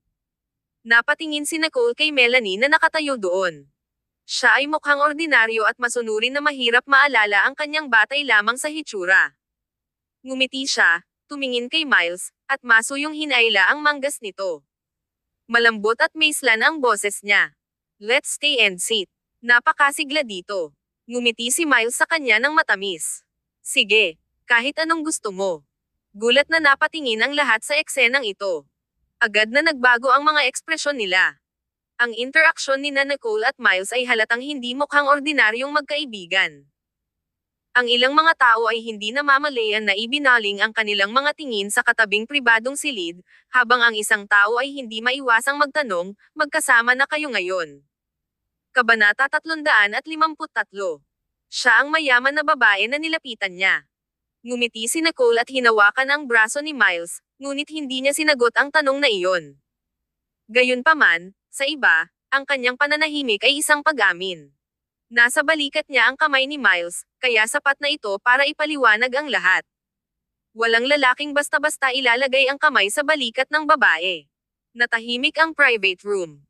Nang marinig ito ay lalong pumangit ang mukha ni Melanie. Bigla niyang tinaas ang kamay niya at tinuro si Nicole na katabi ni Miles. Matalas ang boses niya, sarkastiko, at makulit. So, siya yung mayamang babae na naging close mo. Sa sandaling binibigkas ang gayong hindi kas-iya siyang mga salita, ang mga babaeng naruroon na tumatalon sa tuwa ay agad na natigilan. Huli na para pigilan si Melanie. Masama ang kutob ni Melanie na hindi siya papakawalan ni Miles ng madali. Ang nakatagong galit sa kanyang mga mata ay hindi pa naaalis mula nang makita siya. Agad siyang nagpasya na gumuhit ng isang malinaw na linya sa kanya sa pamamagitan ng pagbabawas ng kanyang pagpapahalaga sa sarili. Ganyan ka ba kawalang modo na i-degrade ang sarili mo ng ganyan? Ang unang tinitignan ng karamihan ay ang ekspresyon ni Nicole. Tahimik na pinanatili ni Nicole ang kanyang ngiti. Kailangan lang niyang maging isang mahusay na prop. Si Miles na ang bahala sa iba. Mel, paano mo nasasabi yan sa kaibigan ni Miss Stanton? Nabalisa ang isang babaeng katabi ni Melanie at pinagmasdan ng mabuti ang mukha ni Nicole. Hinailan niya ang damit ni Melanie para ipaalala na dapat niyang tingnan kung sino ang katabi ng lalaking gusto niyang bastyusan. Not to mention, ang taong iyon ay si Nicole Stanton. Bigla itong natauhan ni Melanie at agad na nagpanik. Sa sobrang abala niya sa pag-iisip kung paano ipahiya si Miles ay muntik na niyang makalimutan ang status ni Nicole. Nang biglang namutla ang mukha niya at sinubukan niyang sabihin para tabyusan ang sarili, napangisi si Miles. I'm shameless. I'm much better than you, okay. Napatingin ang mga tao sa paligid habang unti-unting naging tense ang sitwasyon. Natarante sila sa matinding away ni Miles at Melanie. Ibinuka ni Melanie ang kanyang bibig at naramdaman ang kanyang anit na nanginginig. Kung magkasama sina Miles at Nicole, hindi ba siya natatakot na ipaalam kay Nicole ang kanilang nakaraan? Bahagyang kumislap ang mga mata niya. Nang may sasabihin pa sana siya, hindi siya binigyan ni Miles ng pagkakataong ito. Nabalitaan ko lang na buntis ka at ikakasal ka pa bukas. Congratulations! Mukhang nalilibang si Miles sa dahan-daang pagpapahirap kay Melanie hanggang mamatay. Pero, bago ka magpakasal, pwede mo bang bayaran muna ang utang mo sa akin? Tutal, ayaw ng girlfriend ko na nasa kamay ng iba ang pera ko. Malaki ang pagbabago sa mukha ni Melanie. Napatingin sa kanila ang mga tao sa paligid at ayaw makialam sa gulo na ito. Ito ay malinaw na hindi gaanong simple. Ngumiti si Nicole, saka makahulugang sinulyapan si Melanie. Siya ay sadyang nagulat at nagtanong sa kanya sa isang tila galit ngunit walang muwang na tono. Bakit nasa kamay niya ang pera mo? Napaawang ang labi ni Miles. Bago pa siya makapagsalita ay may boses na nanggaling sa katabing private room. Napakalamig ng boses. Nicole, may dinala ka dito para maghanap ng gulo. Si Colton White iyon. Sa sandaling ito, ang kanyang mukha ay labis na hindi nasisiyahan habang siya ay nagpipigil ng kanyang galit. Kung hindi dahil sa suporta ni Eric at ng pamilya Stanton kay Nicole, nakakuha sana si Colton ng taong magtapon sa kanya. Nasa likod niya sina Keith Ludwig at Eric Ferguson. Medyo nagulat si Nicole nang makita si Eric dito. Sa oras na ito, madilim at malamig ang mukha ni Eric. Maging ang kanyang mga mata ay parang mga karagatang walang kalaliman. Napakaraming emosyon ang sumisigaw sa kanyang mga mata, ngunit pilit niyang pinigilan iyon. Ibig sabihin narinig ni Eric ang lahat ng salitang iyon sa sandaling pumasok sila. Saglit na nawala sa pag-iisip si Nicole, saka tumingin sa malayo na parang walang nangyari. Tumingin siya kay Colton. Paano ito naghahanap ng gulo? Naghahabulan lang sila ng mga matandang kaibigan. Hindi kailanman nagustuhan ni Nicole si Colton, kaya kung masira nito ang kanyang kasal, karapat-dapat siya. Si Eric naman, hindi siya natatakot sa kanya at hindi lang pinansin. Nilaybot ng matalim na tingin ni Colton si Miles. Old friends. Parang hindi sa akin. Mukhang nahanap na ni Melanie ang kanyang tagapagligtas at humakbang papalapit habang agrabyado niyang sinabi, Colton, buti na lang magkasama sina Miss Stanton at Mr. Cavanaugh. Hindi ako nag-isip bago magsalita kanina. Kabanata 354. Kunin ang pera ko para mapalapit sa iyo. Kinulat ni Nicole ang gilid ng labi niya at sinulyapan si Miles. Wala kaming intensyon na istorbohin ang bachelor party mo, pero aalis kami kapag natapos na niyang tanungin kung ano ang utang sa kanya. Isang mahinang tawa ang pinakawalan ni Miles at magsasalita na sana nang pigilan siya ni Melanie na may pigil na galit. Mr. Cavanaugh, bagamat nagkaroon kami ng mga hindi pagkakasundo, pakitingnan kung anong klaseng okasyon ito. Ang aking kasintahan ay ang second young master ng White Corporation, na may daan-daang milyon ang mga ari-arian. Ang kanyang mga kaibigan ay pawang mga dignitaryo, kaya sa palagay mo at magiging maayos ba kung guguluhin mo ang kasal namin? Isa itong tahasang pagbabanta upang ipahiwatig na hindi kayang saktan ni Miles ang sinuman sa mga taong naruroon. Nagtaas ng kilay si Nicole at medyo nagulat ito. Itong si Melanie ay mukhang masunurin lang ha. Maging si Colton White ay medyo nabigla sa inasta ni Melanie dahil noon pa man ay napakalambot nitong magsalita. Naging ganap na tumahimik ang paligid. Kahit na ang musika ay pinatay ng isang tao. Nang marinig ni Miles ang banta ni Melanie, hindi siya natakot kahit kay titing. Sa halip, ngumisi siya at ikanawit ang kanyang mga labi. You're threatening me. You always thought that I was a poor explorer. That's why you took my money and ran away. Just to hook up with a trust fund kid. Tumahimik ka. Ano? Sabay na nagsalita sina Melanie at Colton. Ang isa sa kanila ay balisa at takot, habang ang huli ay nalilito at nabigla. Mabilis na hinayla ni Melanie ang braso ni Colton. Colton, huwag kang maniwala sa sinabi niya. Siya ay isang sinungaling. Hindi ko nga siya kilala. Ang dami na naming pinagdaanan at sa wakas ay magkasama na kami, kaya ang pinakamahalaga ay ang magtiwala sa isa't isa, di ba? Bahagyang lumuwag ang nakakunot na noo ni Colton na para bang kinilig sa sinabi ni Melanie. Gayunpaman, ang tawa ni Miles ay naging mas mayabang at walang ingat, sa sobrang galit. Mr. White, ang payo ko ay huwag kang maniwala sa kanya. Kung gagawin mo, magiging tanga ka lang tulad ko. Napakapangit ng mukha ni Colton. Sa isang tabi ay ang maayos at tahimik na si Melanie na matagal nang tinugis ni Colton bago niya nakuha kanya. Ang kabilang panig ay si Miles Cavanaugh, na kasama ni Nicole Stanton.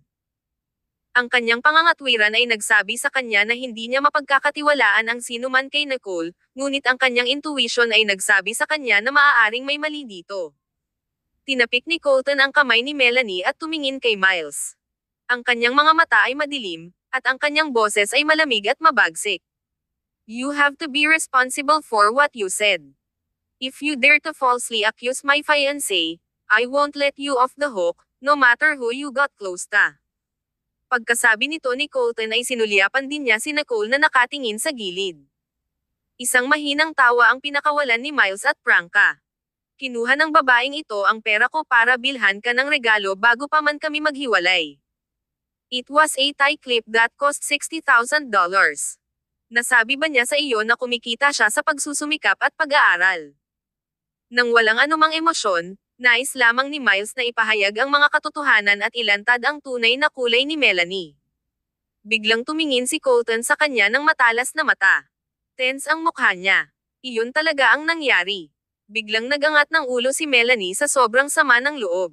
Shut up, Colton. Don't believe him. Don't listen to him.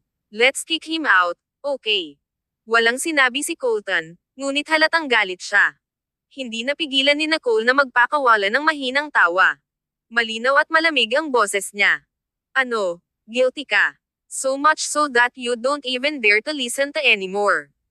Sobrang putlo ng mukha ni Melanie. Sa sandaling tumangala siya at sinalubong ang mga mata ni Nicole, para siyang nakakita ng matalim na talam sa mga ito na malamig na kumikinang. Natarante siya at iniwas agad ang tingin. Dahan daw ang sinabi ni Miles, huwag kang mag-alala. Mr. White, kung hindi ka naniniwala sa akin, sige at suriin mo. Noon, binili niya ang lahat, gamit ang aking card.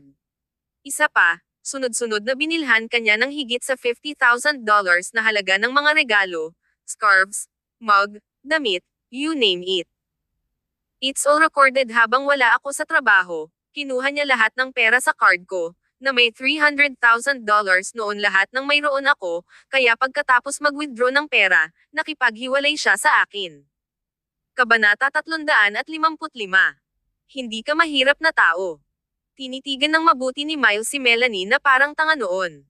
Naisip niyang may nagawa siyang mali at nagmamadaling bumalik para humingi ng tawad. Gayunpaman, nakita lang ni Miles sina Melanie at Colton noon na naglalandian at magkahawak kamay na naglalakad palabas ng hotel room. Malinaw na hindi ito ang unang pagkakataon. Nang maglaon, nang hanapin ni Miles si Melanie upang ayusin ang mga account, hindi maipaliwanag na lumipat siya sa ibang kolehiyo at nawala. Siya ang nagmulto sa kanya. Para kay Miles, patay na si Melanie. Ito ay ang kanyang panghabang buhay na kahihiyan. Ang gulat na mga mata ng mga tao ay napalingon kina Melanie at Miles. Hindi nila akalain na magkakaroon ng ganito karaming drama, bago ang kasal nina Melanie at Colton. Napakalaki din ng dramang ito.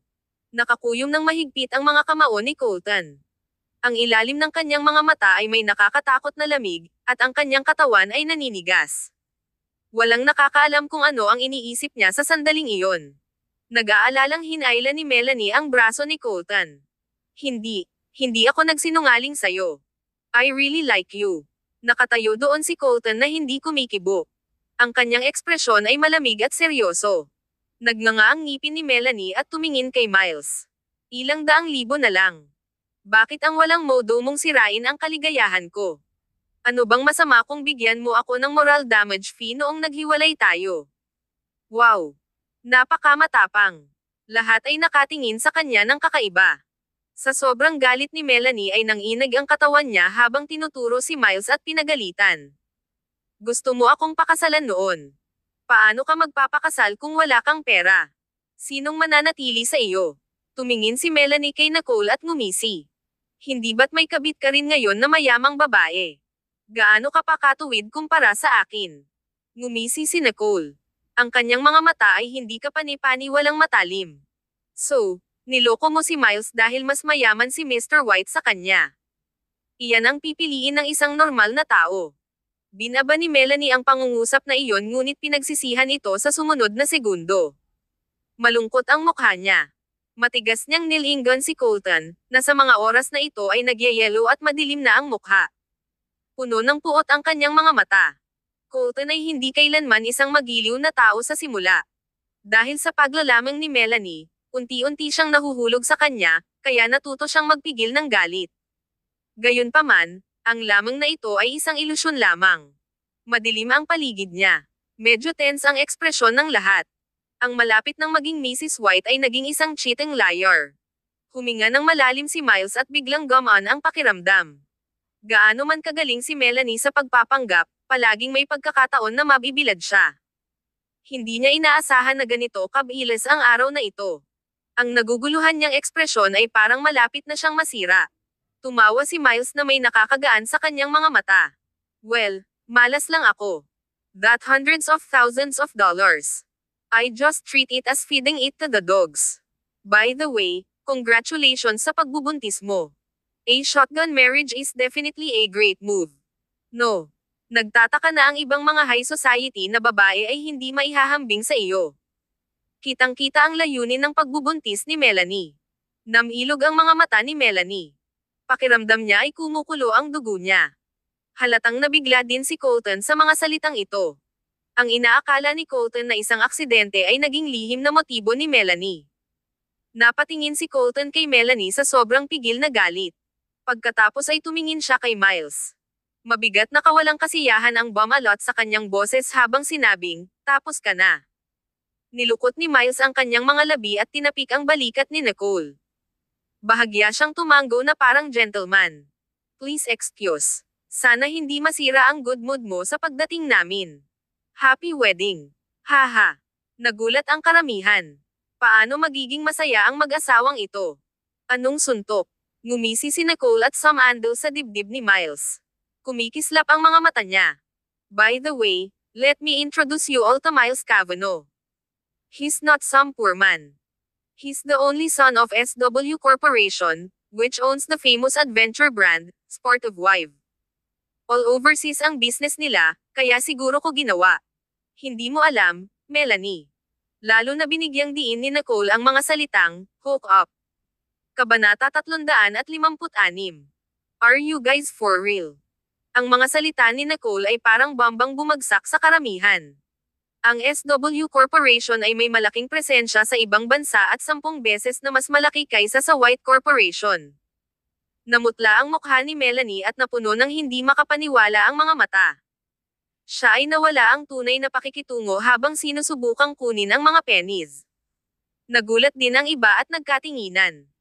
Napakahusay na itinago ng gayong mayamang binata mula sa isang kilalang pamilya ang kanyang pagkakakilanlan. Walang pakialam si Nicole sa magiging reaksyon nila. Sinundan lang niya si Miles palabas ng private room. Pagkaalis nila ay narinig nila ang malakas na tunog ng pagkabasag ng salamin mula sa loob, pati na rin ang umiiyak na paliwanag ni Melanie. Nang makalabas ng corridor sina Nicole at Miles, nakahinga ng maluwag ang dalawa at sabay na binitawan ang mga kamay ng isa't isa. Saka sila nagkatinginan sabay ngiti. Paano mo nalaman ang background ko? Hindi maiwasang magtanong ni Miles dahil medyo nagulat siya noong mga oras na iyon na alam nito. Nagtaas ng kilay si Nicole. Sinabi sa akin ni Neil. Nagmura si Miles. Masyadong hindi mapagkakatiwalaan ang lalaking ito. Bueno, ang pagsasabi na ito ang tanging paraan upang panasan ng asin ang kanyang mga sugat, kaya't huwag itago ito. Hindi ito pinansin ni Miles. Bago sila makarating sa kanilang pribadong silid, isang hanay ng mga mahinahon at mabibigat na yabag ang naabutan nila. Isang malamig na boses mula sa likuran. Aalis ka ng ganon-ganon lang. Si Eric Ferguson iyon. Huminto ang dalawa sa kanilang kinatatayuan. Lumingon si Nicole at tumaas ang isang kilay. Mr. Ferguson, hindi ba dapat inaaliw mo ang kaibigan mo? Bakit mo kami hinahanap? Sa wakas ay nakuha ng mayabang at supercilious na si Colton White ang darating at karapat-dapat ito. Madilim at nagtatampo ang mukha ni Eric. Namumula ang kanyang mga mata, at ang kanyang aura ay mapang-api. Kusa kayong pumunta para manggulo, tama. Sinulyapan ni Eric si Miles na may nakakatakot na ginaw. Nagkibit balikat si Miles, hindi umamin o itinanggi. Mr. Ferguson, nandito ka para maghanap ng gulo. Malamig na single ni Eric. Ang kanyang mga mata ay puno ng paghamak at ang kanyang boses ay napakalamig. I don't care about trivial matters like that. Concern lang ako kay Nicole. And you. Tumingin siya kay Nicole nang may maitim, mapang-asar, at malalalim na mata. Hindi ganoon kalapit si Eric kay Colton para ipaghiganti siya. Napunta lang siya sa bachelor party na ito dahil kinaladkad siya ni Keith. Mula sa sandaling pumasok sina Miles at Nicole sa pribadong silid na may ganoong matalik na kilos at suporta ngunit hindi malinaw na komunikasyon, nakaramdam si Eric ng pagkaapurahan at labis na hindi komportable. Kaya, kailangan niyang siguraduhin. Huminga ng malalim si Nicole. Mr. Ferguson, hindi mo ba naiisip na masyado kang nagmamalasakit? I don't think it's too much, sabi niya sa totoo lang. Hindi akalain ni Eric na may iba pang lalaki sa tabi ni Nicole dahil walang mas qualified kaysa sa kanya na tumabi sa kanya. Gayunpaman, nang makita niya si Miles na nakatayo roon kanina para kilalanin ni Nicole, naramdaman na lang ni Eric na kumirot ang kanyang puso. Lalong lumakas ang selos sa kanyang puso at napunit sa kanyang dibdib. Inamin ni Eric na nagpanik siya. Sinaman niya ng tingin si Miles. Ang hangin ay nabalot ng matinding lamig, at ang kanyang mga mata ay nagdadala ng napakatinding banta at matalas na pagtatanong. Totoo ba kayo? Kung gayon, hindi magdadalawang isip si Eric na patayin si Miles. Bahagyang ibinaba ni Miles ang kanyang mga mata at sinulyapan si Nicole. Mas mabuting hayaan mo si Nicole na sabihin ito sa iyo. Bago pa makapagsalita si Nicole, nagsalita si Eric gamit ang malinaw at malamig na boses. Mr. Cavanaugh, pwede ba akong makipag-usap sa kanya mag-isa? Saglit na nanigas ang katawan ni Miles. Ramdam niya ang lamig at pinipigilang galit na nagmumula kay Eric. Ito ay mapanganib at nakakatakot, tulad ng isang leopardo na naghihintay na pirasuhin ang biktima nito. Gayunpaman, si Eric ay mukhang maamo at napaka-poised sa ibabaw. Parang ilusyon lang ang panandaliang lamig na naramdaman ni Miles. Hindi kinaladkad ni Nicole si Miles sa gulo nila ni Eric, kaya ngumiti siya kay Miles. Maaari kang bumalik muna. Tumaas ang isang kilay ni Miles, tumango, at tumalikod na para umalis. Hindi siya nag-aalala na malalagay sa panganib si Nicole dahil talagang puno ng pagmamahal ang paraan ng pagtingin ni Eric kay Nicole. Sandaling natahimik ang kapaligiran. Naririnig ni Nicole ang mga iyak at aliw na nagmumula sa pribadong silid ni Colton, pati na rin ang mga taong sunod-sunod na lumalabas. Gayunpaman, walang nakapansin na nakatayo sina Nicole at Eric sa sulok, dahil nakaharang sa kanilang paningin ang semi-enclosed space. Nicole, gusto mo talaga akong iwan ha? Tumingin sa kanya si Eric gamit ang madilim at napakalalim na mga mata.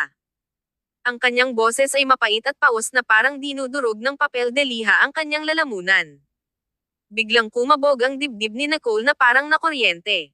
Ang sakit ay siksik at namamanhid. Kabanata 357. Mahusay kang kumilos. Biglang nalungkot si Nicole sa sinabi ni Eric. Paano ako makaramdam ng pagkadurog ng puso para kay Eric Ferguson? Napaawang ang labi ni Nicole. Biglang nakaramdam ng pananakit ang mga mata niya. Hindi nagtagal, sinubukan niyang huwag pansinin ang pakiramdam na ito at itinaas ang ulo upang salubungin ang tingin nito. Malamig niyang pinulupot ang kanyang mga labi. Buti naman alam mo ito. Namumula ang gilid ng mata ng lalaki. Ang kanyang mga labi ay pinindot sa isang tuwid na linya, at ang kanyang matangkad, tuwid na figure ay tila labis na nag-iisa. Gusto siyang takutin ni Eric, ngunit hindi siya natakot ni Nicole. Gusto niyang magpakita ng kahinaan, ngunit hindi siya nadurog ng puso. Sa pagharap kay Nicole, pakiramdam ni Eric ay wala na siyang magagawa. Nakarinig si Keith ng commotion sa labas ng private room at nagmamadaling lumapit. Ferg, dali. Kinaladkad ni Colton si Melanie sa ospital. Oh, andito pa si Nicole. Bahagyang ngumiti si Nicole bilang pagbati. Hindi na siya nagsalita pa at tumalikod na para umalis. Ang kanyang paalis na likod ay mukhang nakahiwalay at determinadong naisip ni Eric ang walang pakialam na tingin ni Nicole na tumusok sa kanyang puso. Hindi siya sumigaw o nawalan ng katinoan. Nawala rin ang emosyon sa kanyang mga mata at mukhang napakalma niya. Gayunpaman, mahigpit na nakakuyom ang kanyang mga kamao, na nagpalabas ng mga ugat sa kanyang mga braso, na nagtaksil sa kanyang pinipigilang mga alon ng galit. Tinawag siya ni Keith, ngunit hindi siya kumikibo, para mahulaan niya kung ano ang nangyayari. Nang gustong sabihin ni Keith ang ilang salita ng aliw, biglang tumalikod si Eric at umalis. Ilang beses siyang tinawag ni Keith, ngunit nakita niya ang bagyo sa mga mata ni Eric at nagkaroon siya ng masamang pakiramdam tungkol dito. Hahabulin na sana niya si Eric ng mas maraming sigawan ang naririnig mula sa private room ni Colton. Kaya naman, nagmamadaling bumalik si Keith para tumulong. Bumalik si Nicole sa private room ni Nathaniel. Nakita siya ni Miles at alam niyang nakabalik si Eric sa pagkatalo. Sa pag-ibig, kadalasan ang taong unang nakipagkompromiso ang mas nakatuon. Nag-order talaga si Nathaniel ng isang bote ng vintage chew para kay Nicole, ngunit wala na siya sa mood na inumin. Ang tanging naiisip niya ay ang namumulang mga mata ni Eric, na ikinabahala niya. Sobra na ba ang nagawa ko? Gayunpaman, maaga o huli ay kailangang tanggapin ni Eric ang katotohanan. Isang araw, magkakaroon siya ng kaibigang lalaki, at ikakasal din ito sa iba. Ilang kwarto lang ang layo ng private room ni Colton White sa kanila, na medyo may kalayuan sa corridor. Ang walang napansin ay ang layout ng gusaling ito ay talagang isang hindi regular na S-shape. Kaya, ang kanilang balkonahe ay nasa tabi lamang ng balkonahe ni Colton. Lumabas si Nicole sa balcony para magpahangin. Si Keith, na nasa kanyang balcony, ay nakita si Nicole sa isang sulyap at agad na nagtago sa likod ng mga kurtina. Hindi gustong harapin ni Keith ang kamahalan sa sandaling ito. Lumapit si Miles na may dalang baso ng chew at iniabot sa kanya. Bad mood. Kinuha naman ito ni Nicole at ngumiti. Tumingin siya sa trapiko sa labas at nakita niya ang hamog na bumabalot sa buong lungsod. Hindi kasing ganda ng mood mo. Hindi napigilan ni Miles na matawa.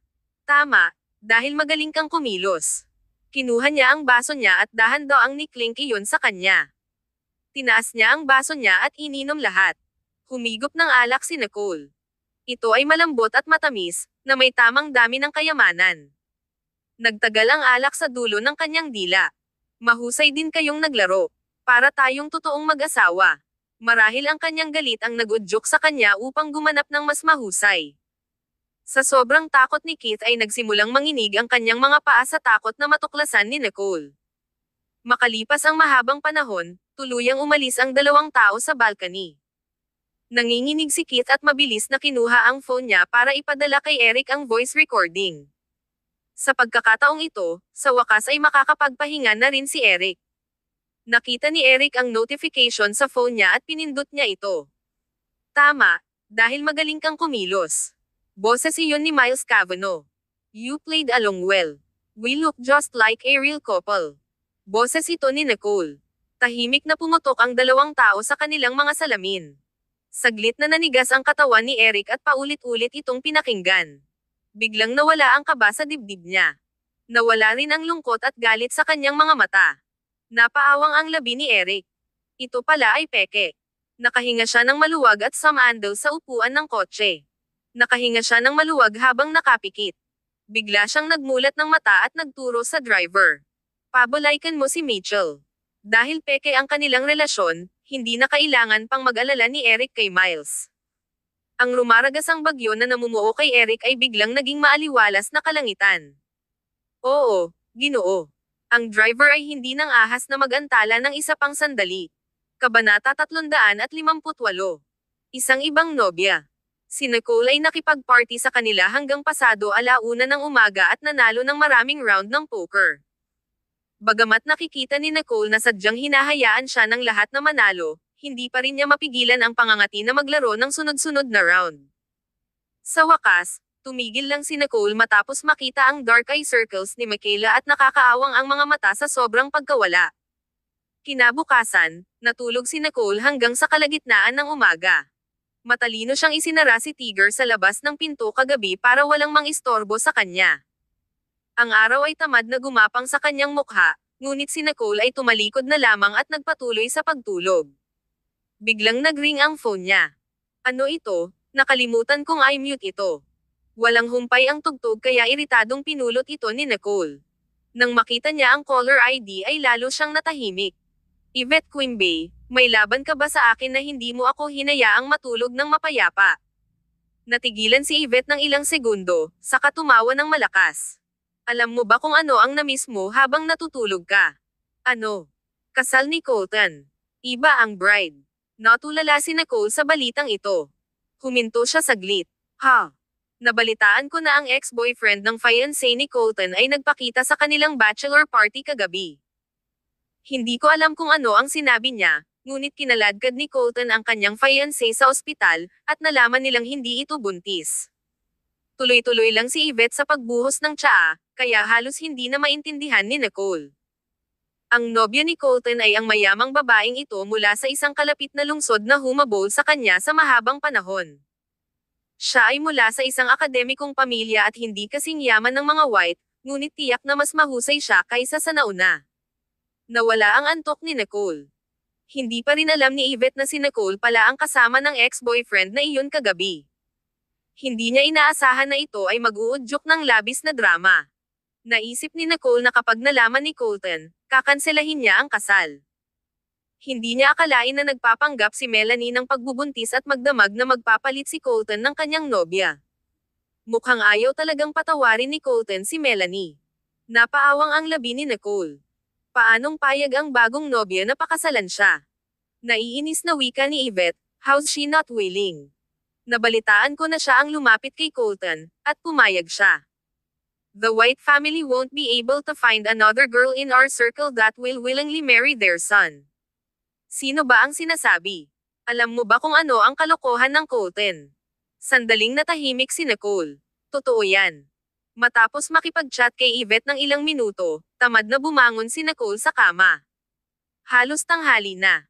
Sinadya ni Nicole naman ang halian sa malapit sa opisina bago pumunta sa trabaho para tanungin si Logan tungkol sa pag-usad ng investigasyon ni Clayton Sloan. Nang nasa kalagitnaan na siya, nakatanggap siya ng tawag mula kay Logan na nagsasabing si Clayton Sloan ay talagang nagpakita sa University of Atlanta. Nang walang alinlangan, nagmamadaling nagmaneho si Nicole patungo sa universidad. Lahat ay pinag-uusapan ang malaking shot na ito, kaya pagkatapos ng isang casual na pagtatanong, nalaman ni Nicole na nagbibigay siya ng talumpati sa mga estudyante. Nagmamadali siyang pumunta sa auditorium ngunit napatulala siya nang makapasok siya sa pinto. Puno ang auditorium kaya napuno ang lahat ng upuan. May mga nakatayo pa sa likod. Tila na curious ang lahat sa Wall Street bigwig na ito na si Clayton Sloan na gusto nilang makita kung ano ang hitsura niya. Nakatayo doon si Nicole na mukhang gutay-gutay. Hindi niya alam kung papasok o hindi at nag-aalangan siyang maglupasay sa pintuan. Biglang may kumaway sa kanya na may malinaw at malambing na boses.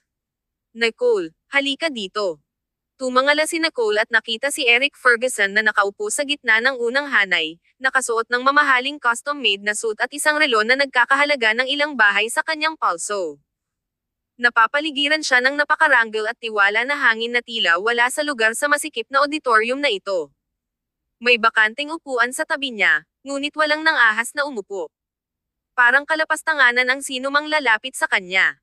Nagulat saglit si Nicole at nag-alinlangan ng 2 segundo bago siya naglakad.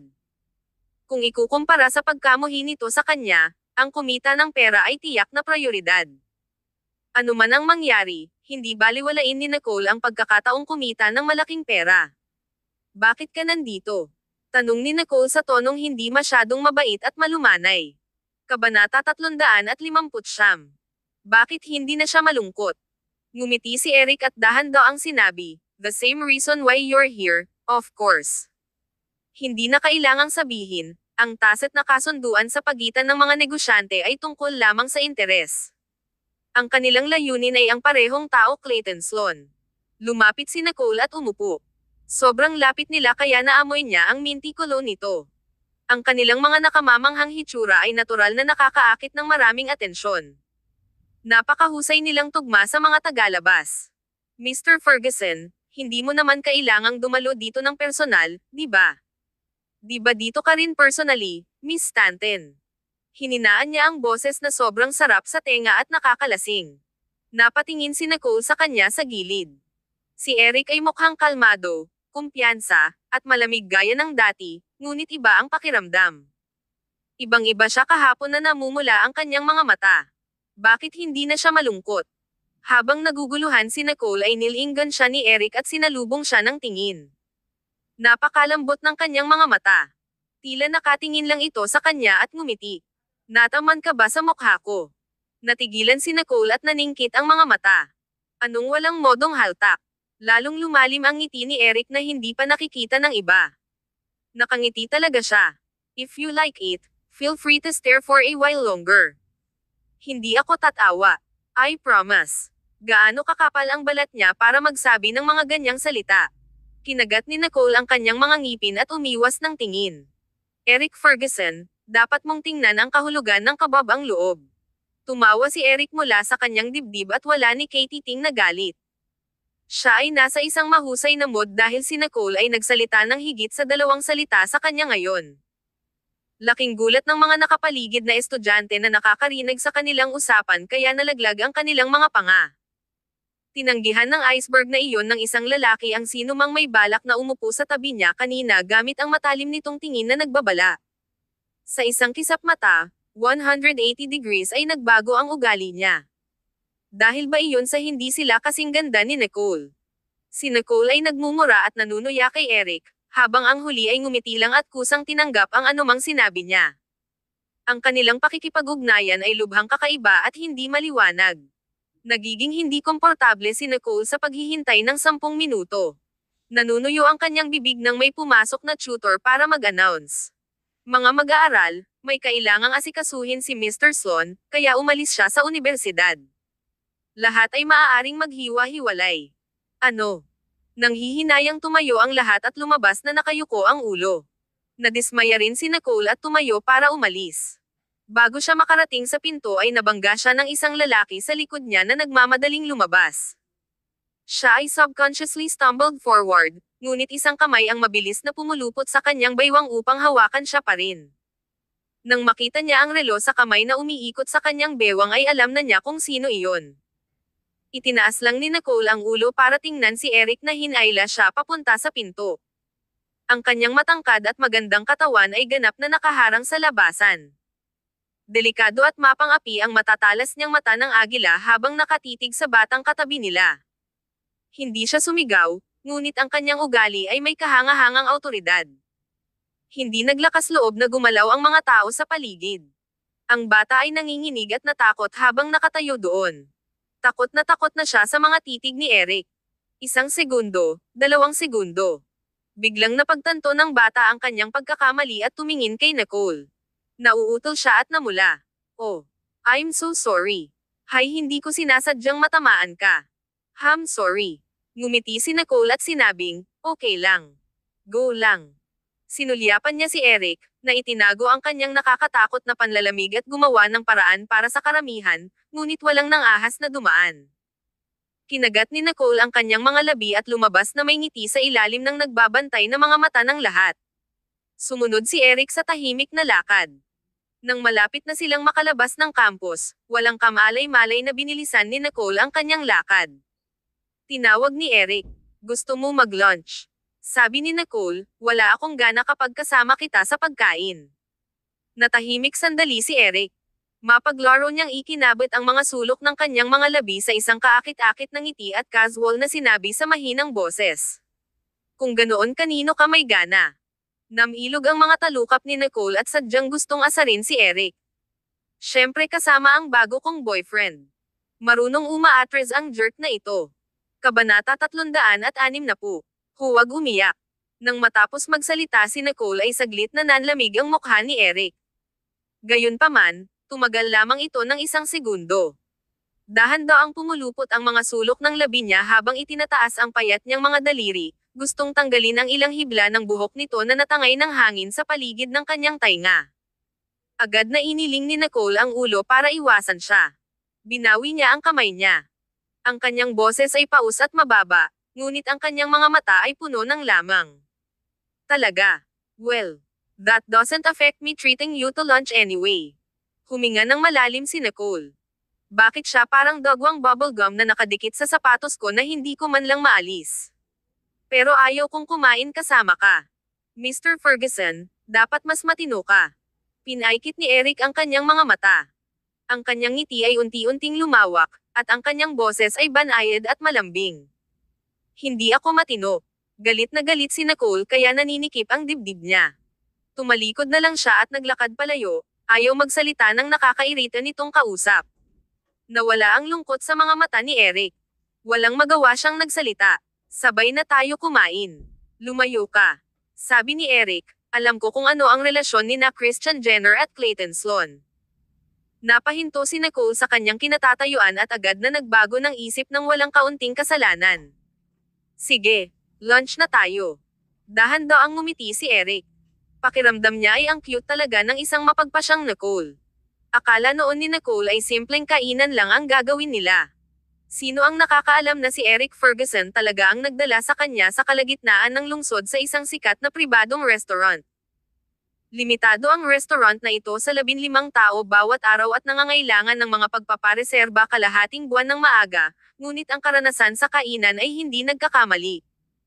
Pagkapasok ni Eric ay pumunta siya sa VIP area at hinilaan siya ng upuan. Umupo ng maayos si Nicole habang inabot ni Eric ang menu. Anong gusto mong kainin? Itinulak ito ni Nicole nang hindi tumitingin. Ang pinakamahal na pagkain. Tumanggo si Eric nang hindi umimik, saka tumingin sa waiter at umorder ng ilang pagkain. Tumingin si Nicole sa Zen Garden na may rock curry at water features. Ang maliliit na pulang parol sa ilalim ng mga sulok ng bubong ay malumanay na umindayog sa hangin, at ang tunog ng wind chime ay kaaya-aya at nakapapawi. Ang buong lugar ay pinalamutian ng maingat. Paano mo nalaman na sinisiyasat ko ang relasyon ni na Christian Jenner at Clayton Sloan? Itinaas ni Eric ang kamay at dahan-daang ibinuhos sa kanya ang isang tasa ng tsaa. Umapaw ang halimuyak ng tsaa, at napakaganda ng kapaligiran. It's not a secret. May nagchichismisan after your meeting, And it only took half a day to reach my ears. Medyo natahimik si Nicole. Tama. Balak din ng Ferguson Corporation na ipaglaban si Clayton Sloan. Nagtaas ng kilay si Eric. O kaya naman. I'll tell you what I know, but I will not help you get him. Nicole, kapag natalo ka at kailangan mong umalis sa Stanton Corporation, iiyak ka ba? Bahagyang lumungkot ang mukha ni Nicole at inikat ang mga mata sa kanya. Bakit ba ang kumpiyansa nitong bastos? Nagsasalita siya parang matatalo ako. Kung matatalo ka, iiyak ka ba?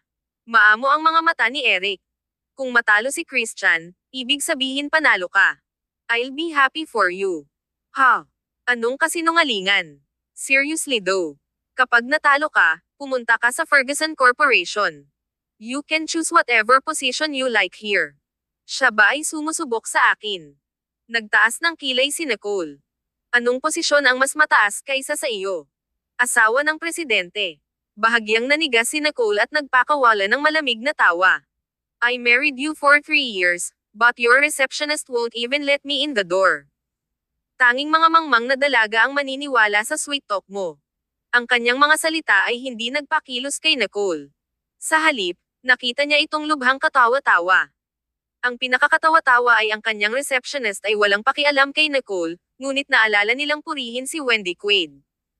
Ilang beses nang nagbunyi si Wendy sa harap ni Nicole para lang magpahid ng asin sa kanyang mga sugat at hiyain siya. Hindi ba iyon dahil sa pakikipagsabuatan ni Eric kay Wendy dahil sa kanya, si Nicole ay hindi nararapat na banggitin. Ang lahat ng hindi mabilang na walang kwentang bagay ng nakaraan ay nagpaalala kay Nicole na ang paglayo kay Eric Ferguson ang tanging paraan upang mabuhay.